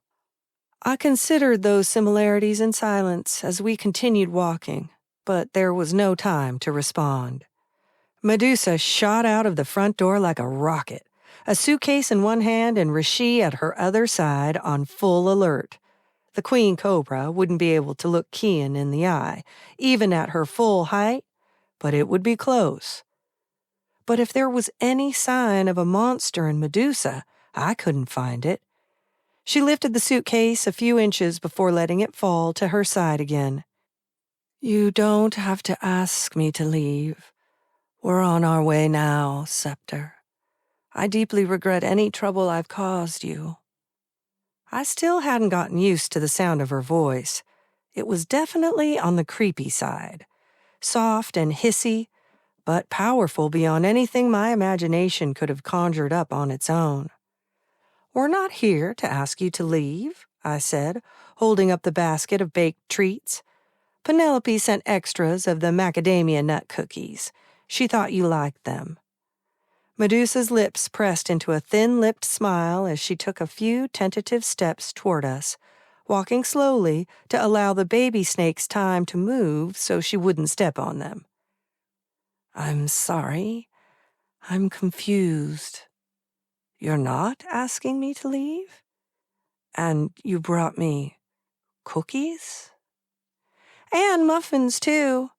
I forced myself to smile, despite the number of snakes somehow doubling since we first spoke. No one is asking you to leave. I don't know what to say. Medusa let her suitcase clatter to the ground, but Rishi remained vigilant even as she eyed the snakes that had come too close for her comfort. It was no secret that Cobra's favorite meals were, well, other snakes, and I had the distinct feeling Rishi was in no mood to play with her food. Medusa turned her face to the growing number of snakes in the clearing. Do they bother you? I can instruct them to leave. They're being nosy. She paused, arching an eyebrow at the hundreds of tiny faces peering up at her. And they might be pushing Rishi past her limits. The smaller snakes hissed in surprise, but inched back a few feet. Rashid's eyes zeroed in on them with the precision of a true predator. If it makes you more comfortable to have them near you, please allow them to stay. I'm sorry to drop in unannounced. She inclined her head, and dozens of the thread-like snakes around her face turned in our direction at once, eyes narrowed. I don't know where those creatures come from, if that's what you're here to ask. Kian's face turned to mine for a brief moment, but he looked away again just as quickly. That's not at all why we're here. We came to make sure you're okay, I said. Well, I'd be lying like a throw rug if I said I wasn't curious how you were able to stop them, Kian said. I mean, how did you know they were coming? Medusa reached down and lifted a sleek black snake with a bright pink belly. I've been gifted with thousands of perspectives, and I use them pretty much at all times. But it's more than sight. Medusa held out her other arm, indicating the many snakes around her. Their fear hit me like a freight train. At first, I thought the speed of the creatures was exaggerated by their terror, but I didn't risk coming to find you first. I'm sorry I made things more difficult for you. I pushed the basket toward her and hoped her familiars would allow her to see my sincerity. There is no way of knowing how many lives you saved today. I cannot thank you enough. And if anyone feels differently, I'll explain it to them myself and leave no room for misunderstanding. To my relief, Medusa accepted the basket and pointed to a small outdoor table and chairs off to the side of her cottage, partially hidden by several hydrangea bushes. The snakes atop her head writhed and wriggled about freely as we settled in, making it difficult to not focus on them. Penelope had been right. She went straight for the macadamia nut cookies and offered us our pick of whatever else was in the basket. A familiar tickle at the back of my mind told me there was something else bothering Medusa too, and if I pressed her too soon, she was more likely to shut down than open up. Better to focus on the task at hand and let her unravel at her own pace, I thought. I hesitated, letting the silence fill the space between us while I picked blueberries out of the muffin I'd selected. Not even Penelope knew the real reason for my visit to Medusa, and while I felt confident Penelope would be thrilled, at least once the initial shock wore off, I couldn't help but wonder how everyone else would react. Assuming Medusa agreed, of course. I took a deep breath and ended up blurting out the words in a rush. I'm also hoping you might decide to stay at Magnolia House for a while. Medusa considered me for several moments. Her face was impassive, but I didn't miss Rashid's upper body rising beside her chair. As your guest or as your prisoner? Talk about burying the lead. As my guest, of course. I'm so sorry. As nothing more than my very welcomed and very appreciated guest. You have my word as scepter. Her face relaxed, but Rashid's did not. Medusa reached up and tapped a fingernail against her glasses. How do you think others who reside on the estate would feel about that?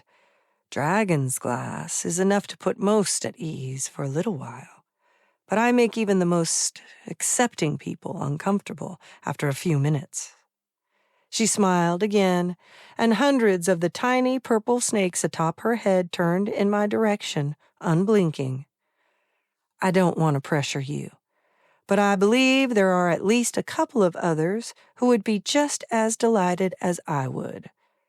At least I hoped. I'm not sure this is wise, Scepter, but I came to you for help. I'd be stupid to turn you down. She hesitated again, looking around at the many snakes. To her credit, Or maybe to my own. I'd almost forgotten they were there. I'll tell them to stay away, of course. But they always seem to find me. She glanced up, her face following Midnight's dark form circling above. A situation I'm sure you're familiar with. My mind flashed back to Penelope's reaction to Midnight, and I swallowed hard. I'm sure everything will be fine. Chapter 8. Penelope's hair began working its way free of its rollers as soon as Medusa's bags clattered against the entrance hall floor. She blinked in rapid succession, trying to process what was going on. Kian dipped his head to Medusa and Rishi before turning to me and bending low, so that his breath tickled my ear when he spoke. I'm going to see how things are going in town, in case Armin needs help. I'll check in soon, though. I nodded, doing my best to tamp down the sudden rush of excitement his closeness elicited, and tried to keep my voice even as I explained what was going on to Penelope. Medusa and Rishi have agreed to stay at Magnolia House as my guests. Surprise lifted her eyebrows to impressive heights, but the rest of her face lit up like it was the best news she'd ever heard. Well, let's get you settled in then, shall we? Thank you, Medusa said.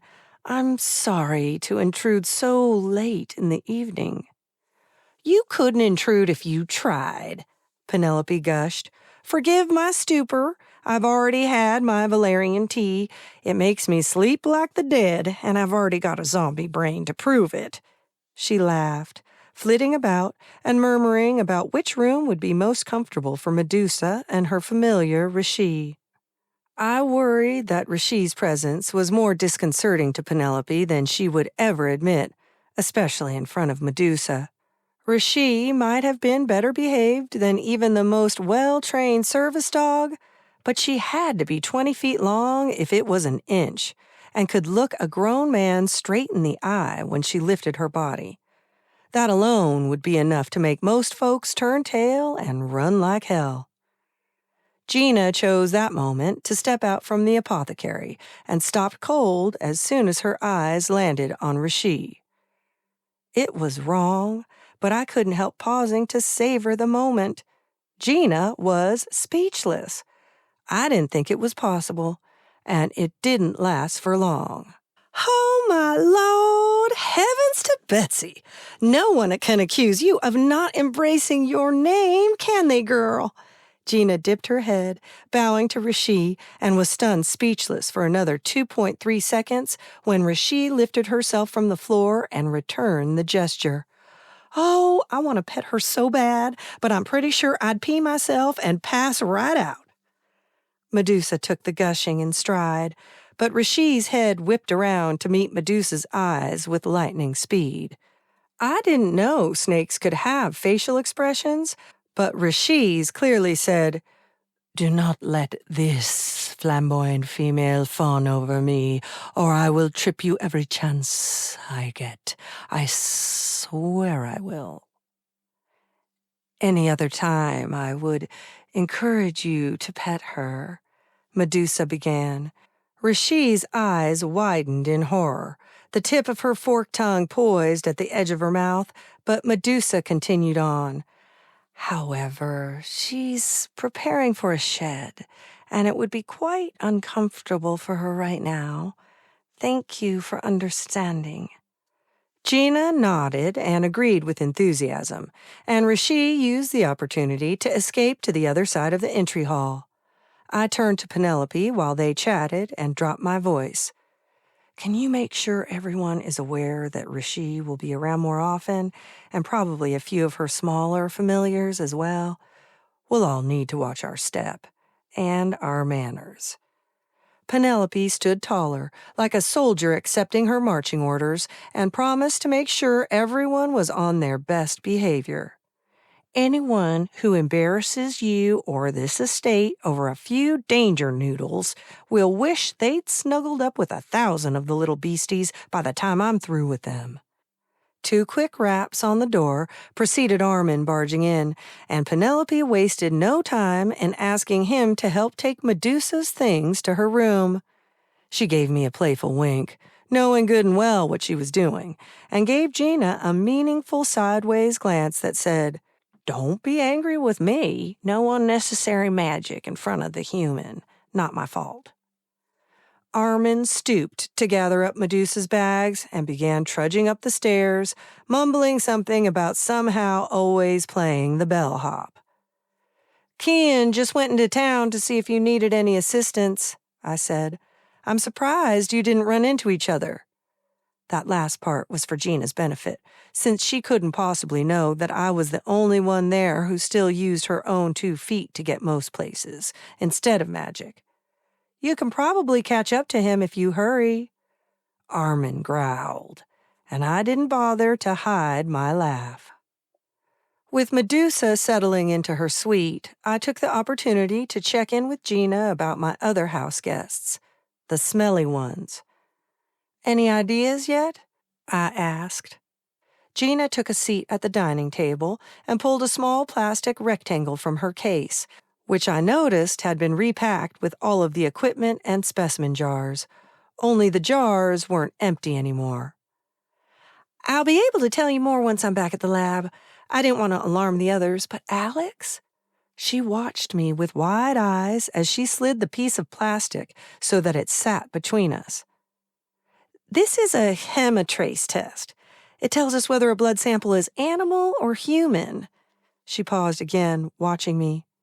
"And, Alex, those things are human." Once again, she paused to gauge my reaction. My stomach did several flips. "You're sure?" She ran her hands over her face and shook her head. "I need to analyze their DNA to be able to say I'm certain, but I used every test kit I had with me. Over a dozen. Same result each time." What could cause deformities like that? I mean, I already knew who caused it. "Nothing that I can think of. Not even extreme radiation poisoning would do that level of cellular damage. You'd die from radiation burns long before cells could mutate to that degree. It takes generations for those kinds of changes to be seen in complex organisms. But there's more." I held my breath. Not sure I want to know. "Their internal organs were badly damaged. If I hadn't cut them open myself, you wouldn't have been able to convince me they hadn't been attacked by wild animals. Wild animals with some serious claw action." Gina wrapped her arms around herself, as if she couldn't trust her recollection of what she'd seen. A dozen questions ripped through my brain at lightning speed. Were those creatures the end result for those who weren't strong enough to serve as hosts for demons? Would it have been Mike's fate? Had the demons unwittingly created their own army? But I couldn't ask any of that aloud. I swallowed back the bitter bile that had risen in the back of my throat and forced myself to meet Gina's eyes. "We need to find out what happened to them," I said. "Or do you think they're too damaged?" Gina stood and finished strapping down the rest of the containers and equipment in her bag. "We're damn sure going to try. If it weren't for their insides being torn all to hell, I'd assume this was the result of generations of inbreeding and genetic malformations. If someone is deliberately doing this to people, they're well practiced and they're not going to stop. I think your local sheriff should consider bringing in the feds, Alex, or at least the state police." Armin stepped fully into the dining room. I didn't have to ask if he'd overheard. I could tell by the look on his face. "State police are already aware," he said. "I figured if we caught 5 of them, there have to be a lot more. We're a small town, not equipped to handle animals like that. Certainly not that many at once." "Humans," Gina corrected.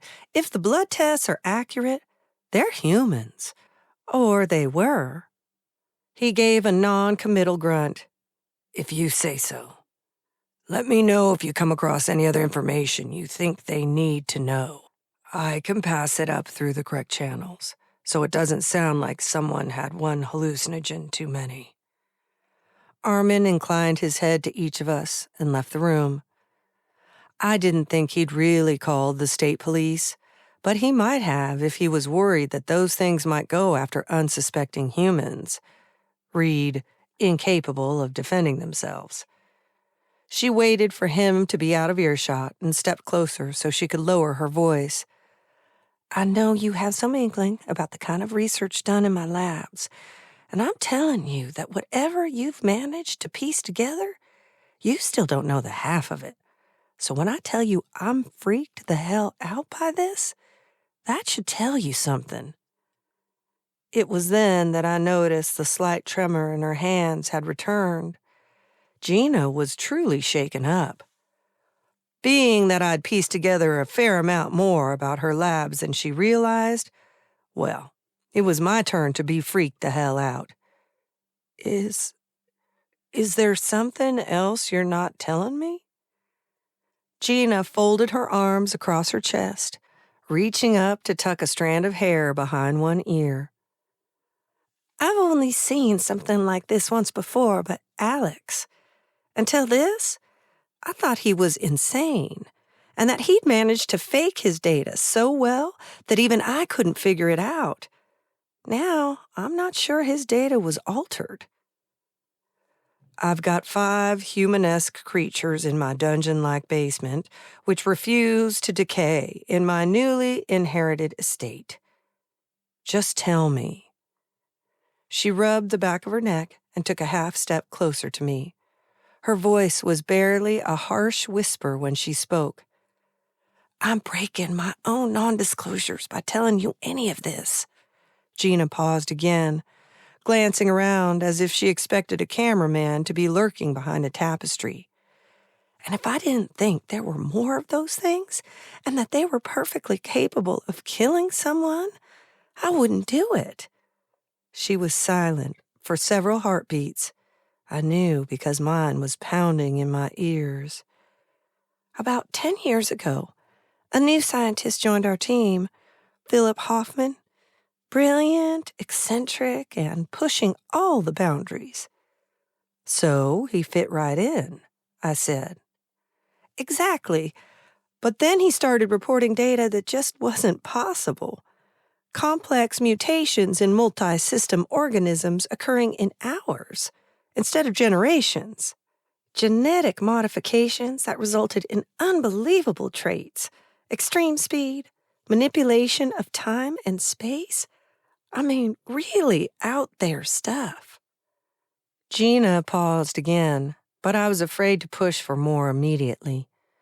She walked the length of the long dining table a couple of times, rubbing the back of her neck over and over again. Finally, I pushed. What did you do? She took a deep breath, as if it took all of her courage to speak again. At first, it was the usual.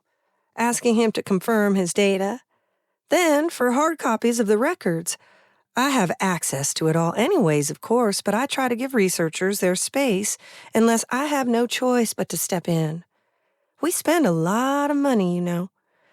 Anyway, they usually take the opportunity to discover a discrepancy on their own when you approach it like that. Not Hoffman. He doubled down.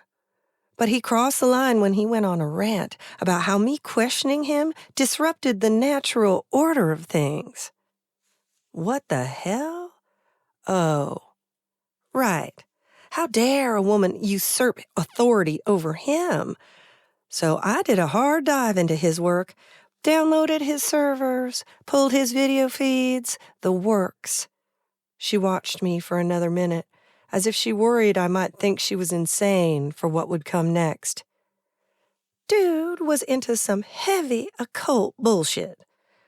But it wasn't like anything you see in movies or, what's found in the homes of satanic serial killers. None of it had any anti-religious sentiments to it. If anything, He seemed to revere religion in some of his writings.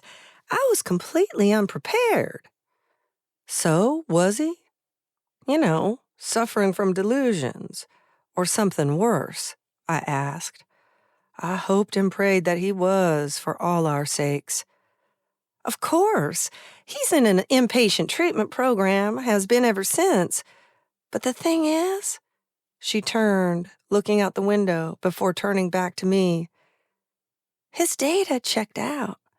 None of his video files had been altered or tampered with.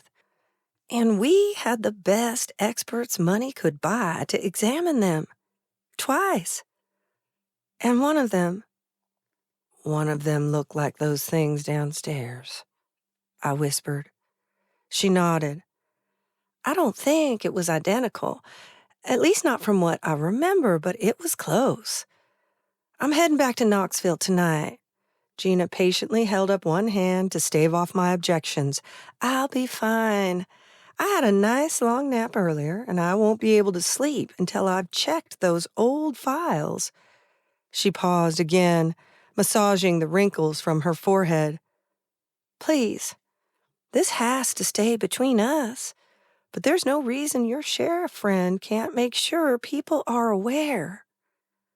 Of course, I promised her, since I was almost 100% sure either Armin, one of Medusa's smaller familiars, or a half dozen of my ancestors had heard every word she said.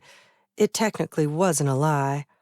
I wouldn't be telling anyone anything because I wouldn't have to. And it wasn't like I could explain that to Gina either. So there I was, trying not to feel guilty about a deception I couldn't avoid. Thank you, she said, pulling me into one of her giant-ass hugs and making the guilt twist in my gut a little more. I should get going. It's a long drive back. I'll call you as soon as I know more. I know you didn't want me to take the bodies, and now I understand why. If I sent up some lab-grade freezers, you think you'd be okay storing them in case we need to examine them again? They make lab-grade freezers? I asked. Ultra-low temp, baby. Ain't nothing dividing and reproducing in those bad boys. Learn something new every day, I said, though every minute was more like it for me. There's no electricity in the main house, but we'll figure something out. I can get them if you'll just tell me what to get and where. I completely forgot about that. Things are so comfy, you hardly notice the lack of power. And those freezers are a tax write-off for me, sweetie. But if you want to make a donation... Gina paused to laugh lightly, letting her gentle charm resume. I certainly won't stop you. Adding that to my to-do list now, ma'am, I said. Penelope erupted from the butler's pantry, a basket overflowing with wrapped sandwiches, fruit, flavored seltzers, and more baked goods than you could shake a stick at, draped over one arm, and an enormous thermos of rich-smelling coffee held in her other hand. Packed you a little something for the road, she said, beaming, and I asked Armin to be a dear and get your bags. He stomped and snorted, but between us, I think he was looking for an excuse to get near that car of yours again. My eyes met Penelope's as we walked Gina out, and while she wasn't in my original list of eavesdropping suspects, I knew she'd heard every word Gina said. Gina turned up an old Patsy Cline song as she drove away, and Armin planted himself beside me, arms folded. The town council is planning a meeting. Why do you sound like that's a bad thing? I asked. Because it is, Armin growled. Chapter 9. It was a sleepless night, with my mind going in circles over the town council nonsense. I still didn't see what the big deal was, but I had never been one for politics. Too much posturing for my taste. Unlike everyone else, I was less bothered by the fact that the council was planning a meeting, and more bothered by the fact that they didn't meet regularly already.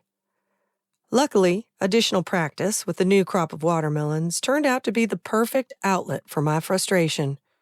Running out of steam, I gave the garden gnomes an apologetic smile as I completed my destruction of the few dozen victims. They didn't return the gesture. Ouch.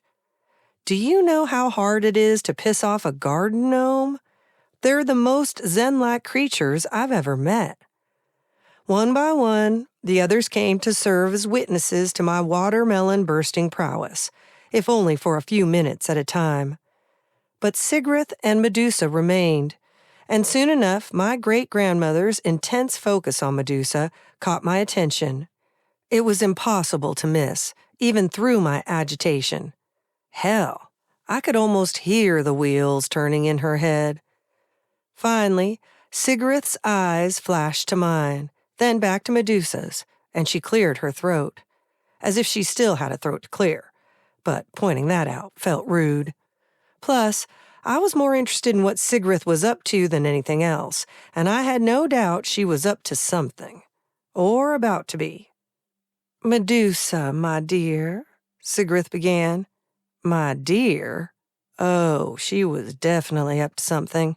I braced myself. Medusa turned, giving Sigrith her full attention, her face impassive. "Yes, ma'am?" "It's my understanding that gorgons are a bit more durable than most. Is that correct?" I sputtered in disbelief. I didn't know what she was asking, but it didn't sound good. What in the world? If Medusa was offended or thought the question out of place, she hit it well.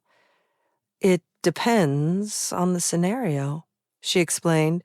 "If we're talking about the application of sharp instruments to the cervical region, I would say we are decidedly less durable than most." Sigrith's eyes softened by the smallest degree. "No one would dare attempt such a thing while you are under the scepter's protection. Forgive me, dear one. I meant to magic, meaning you are resistant to it, and therefore much less likely to be injured, let alone seriously harmed by magic." Medusa inclined her head. "My grandmother used to tell stories that hinted to that. The hunters that pursue my kind possess magic, but they never use it against us. That would explain why." A mischievous twinkle lit Sigrith's eyes. "Would you like to find out?" Medusa faltered, her lips pressing into a thin line. "I can't say that I would, Ancient One." "I am not so ancient," Sigrith said, smiling. "I only suggest it for your consideration, nothing more.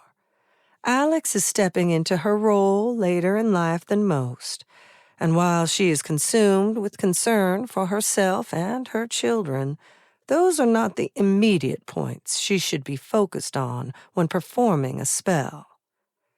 Realization dawned on Medusa's features. I was still in the dark, but my mind was piecing things together pretty quickly, and I wasn't sure I liked the direction the conversation was headed. "What exactly are you suggesting, grandmother?" It was the first time I had tested the title on my lips, but it had the desired effect. Sigrith paused, a faint quiver troubling her chin. I was only suggesting that if Medusa is more immune to magical influences than most, especially when it comes to bodily harm, that perhaps she could take a more active role in your training. She wants to use me as a practice dummy, Medusa said, smiling. Sigrith's eyes went wide, her hand flying to her chest as her mouth fell open. "I never. This has nothing to do with your intelligence, which I happen to find quite a bit more than adequate, by the way." For the first time since she arrived, Medusa threw back her head and laughed with abandon. "I was merely bringing Alex up to speed the fastest way possible. Forgive me. I failed to consider that you wouldn't be familiar with the term." The ghost of my 9th great-grandmother did not relax. Instead, she spun on her heel and narrowed her eyes at me. Alessia, can you translate, please? A practice dummy is a stand-in, I explained, doing my best not to laugh at Sigrid's severe expression. I struggled to find the right words. Dolls, I guess. Made to look like humans, but they can't be harmed the way an actual person can. Though maybe stunt woman would have been a better analogy. Medusa shrugged lightly. That works, too. My grandmother believed our protection from magic has to do with the way our scales are woven into our skin. She held her arm out into the sunlight, turning it back and forth. I was surprised to see the faint etchings of scales glistening in the sun, too faint to be seen otherwise. Thank you, Sigrid said. In this case, I would have to agree with Medusa's understanding of what I'm asking. But you have no idea how resistant to magical injury you are? Only what my grandmother told us. I've never been stupid enough to test it out, you know. There was a popular saying in my day, Sigrid said with a smile. There is always a first time for everything. The rest of my morning was spent in the middle of the Magnolia House library. I wasn't technically hiding from everyone, but I wouldn't have complained if I'd managed to become invisible. Penelope was assisting Sigrid with testing Medusa's magical immunity, and I was thankful for that. As a ghost, Sigrid's magic was too weak to have much effect, and mine was too uncontrollable. I had complete faith in Pen, though. She would stop before risking so much as a paper cut on Medusa, but she would also tell me if she thought it wasn't safe for Medusa to be my sparring partner. I liked that analogy much better. Kian sat across from me, leaning against the table with his reading glasses perched on the end of his nose. I wasn't sure when he'd come in, but he seemed to read my mood and was content to sit in silence for the first hour or two. Midnight lay curled around my feet, snoring while I aggressively turned pages. I must have been flipping pages a little too roughly for Kian's antique-loving heart. Hey, he whispered. I didn't look up. Yeah? You okay? I'm fine. You don't seem fine. I tried to hold back, but it was no use. Would you be? I snapped. There's an invisible timer over my head, and it's counting down with every second that passes. I have roughly 11 months to live, or 10 seconds. Who knows? I'm supposed to be this powerful witch, but I can't do a damn thing. Then, as soon as this thing is finished with me, it's headed straight for my girls. I can't be with Nikki while she's terrified out of her mind about what's happening to her. She'd kick my ass if I even tried. I've got Mike apologizing and trying to give me back my own money. What kills me is I think that asshole was actually sorry, and I don't know what to do with that. And if all that weren't enough, there's this business with the town council that still doesn't make sense to me. You don't have to forgive him, you know. He said it so matter-of-factly that I almost laughed. Almost. I was too annoyed to actually do it. Yes, I do. We have 2 daughters together. It's in the parenting rule book somewhere. Why? He asked. When I didn't answer, he slid back from the reading table and came around to where I was sitting. Look at me, Alex. I didn't want to because I knew he was about to say something wise or kind or both, and I didn't want to think nice thoughts yet. I wanted to continue thinking murderous thoughts, or at least stabby ones. But I turned and faced him anyway. It wasn't like he had done anything wrong. Let's focus on Mike first. That man went to extreme measures to hurt you, and your daughters, too, for that matter. Nikki almost died, and her life might still be upended in every way that matters. You're telling yourself you have to forgive him. Maybe you think that's what's expected of you, but it isn't. And if anyone disagrees, then you can send them to me, and I'll explain it to them like they're 5. He reached up to brush a wayward strand of hair away from my face. If Bree and Sophie do end up hating him, it's going to be because of his own actions, not because you chose not to forgive him for the horrible things he did to you. I dropped my head into my hands and let out a heavy sigh. Mike, or the demon in him, had threatened the girls explicitly, and I still wasn't sure how much of what he said and did was him and how much was the demon. Mike admitted that his jealousy had grown into something uglier long before he was approached by them. They merely fanned the flames of what was already lurking beneath the surface. Either way, the estate, our family's magic, and role of scepter would pass from me to the girls one day, though hopefully not within the next 11 months. I needed to focus as much for their sake as I did for my own.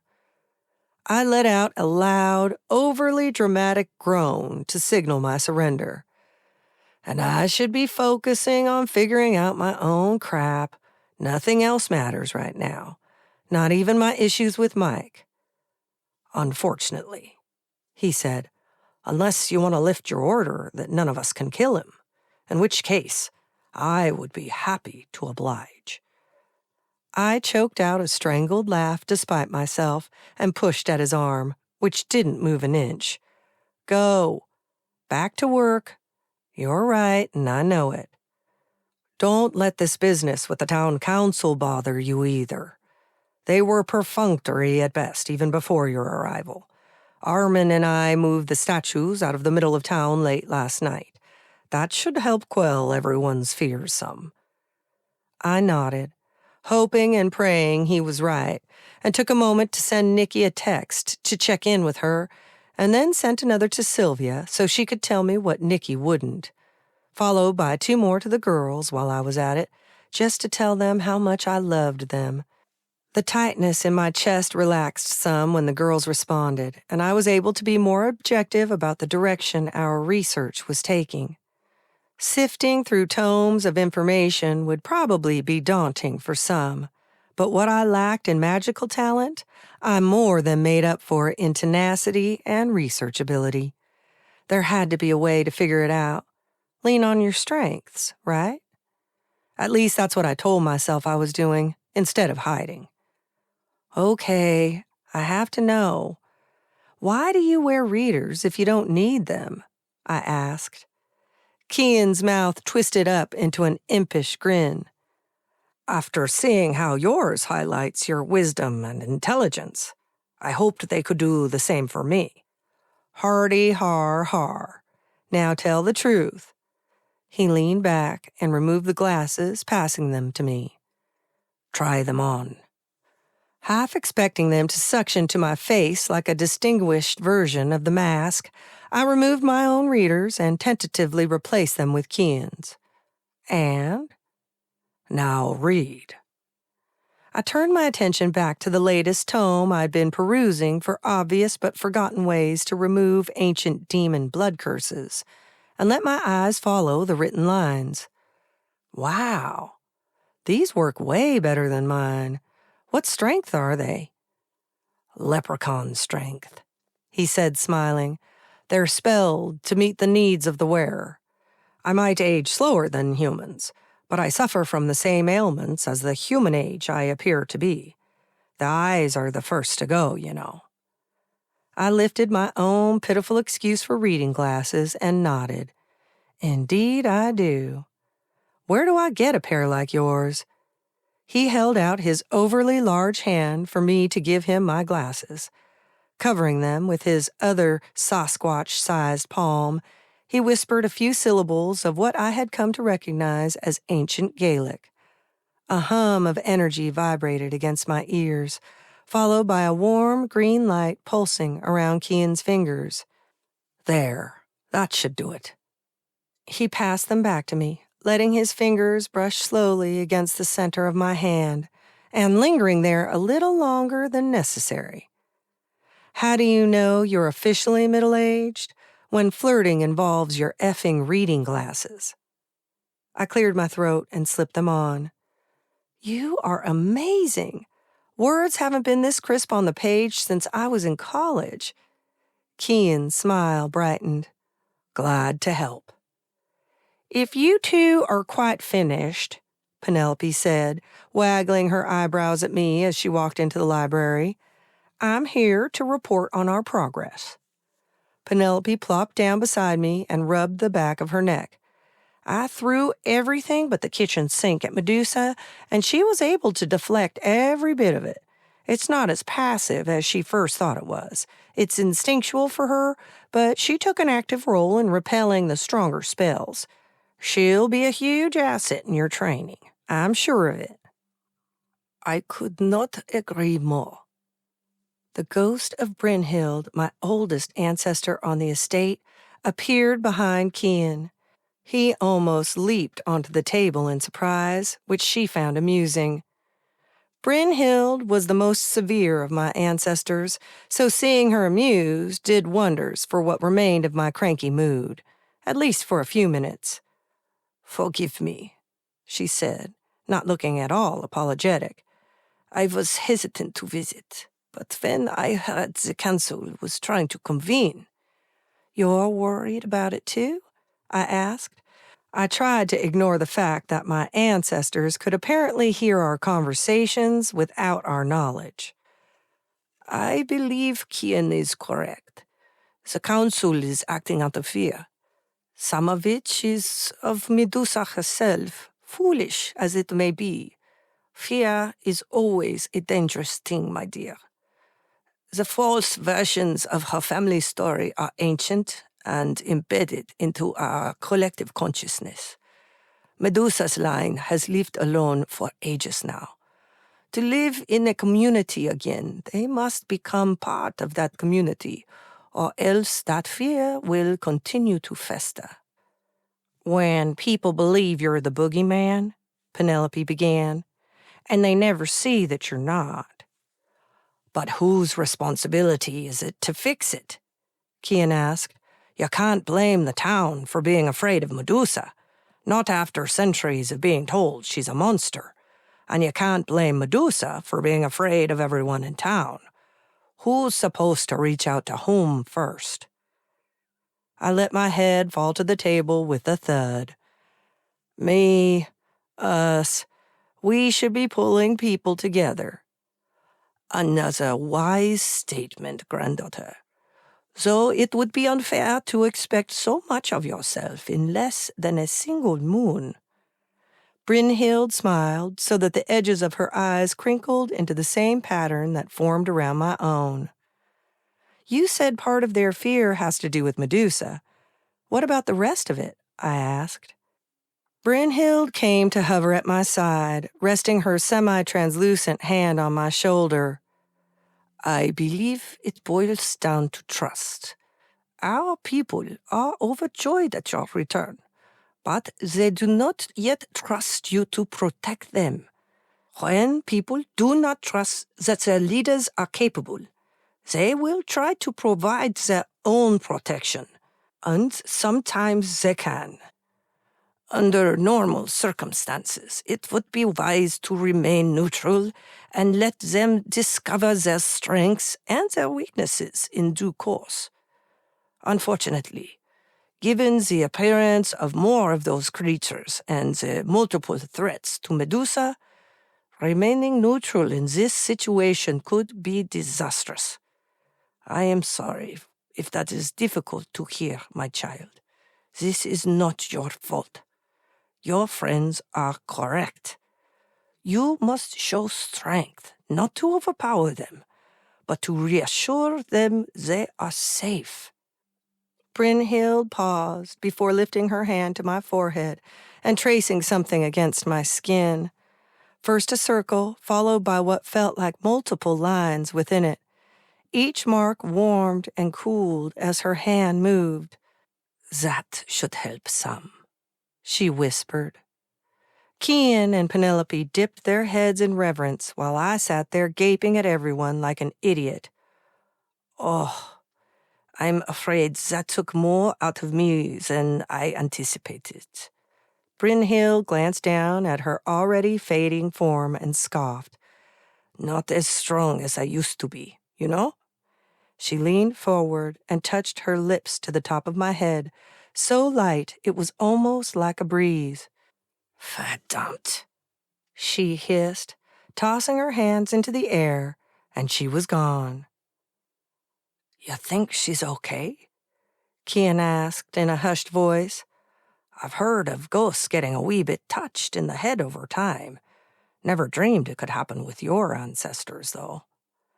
Penelope shot up in her chair like a rocket, her eyes wide. The Raymond ancestral witches do not succumb to the wispies, Ken. Good grief. The wispies? I said. Red sparks flashed at the end of her fingernails as she explained. Your ancestors are not like other spirits. Most ghosts, especially common house ghosts, often appear in their death state, meaning their non-corporeal form matches their corporeal form. You mean they look like they're rotting? I said. Kian's head bobbed up and down with mischievous enthusiasm. It's wicked cool to see. He cleared his throat. I mean, it was when I was a boy, of course. Penelope flashed him a hard look. It's nothing to joke about. First the body goes, then the mind. There's a period of time where neither are holding on very well, and that's when you get your more obnoxious hauntings. Ghosts get a little peculiar toward the end. I think I get it now. The part of their mind that remains is so insignificant that it's like a wisp of smoke? Is that why they call it the wispies? I asked. Penelope nodded. It's terribly sad to watch. Based on her reaction, I had the distinct feeling Penelope had some personal experience with the phenomenon, someone she had cared about. But I also got the impression that she didn't feel like sharing either. I shivered, trying to imagine how hard it would be to watch someone you love disappear like that. Medusa performed quite well, Penelope said, suddenly changing the subject. Obviously, I'm no match for your power, but I threw some pretty mean nasties at her, and they rolled off her like water off a duck's back. Working more closely with you will also help with her image problem. Kian lifted the envelope with an expression similar to a snarl. Assuming this nonsense is handled quickly.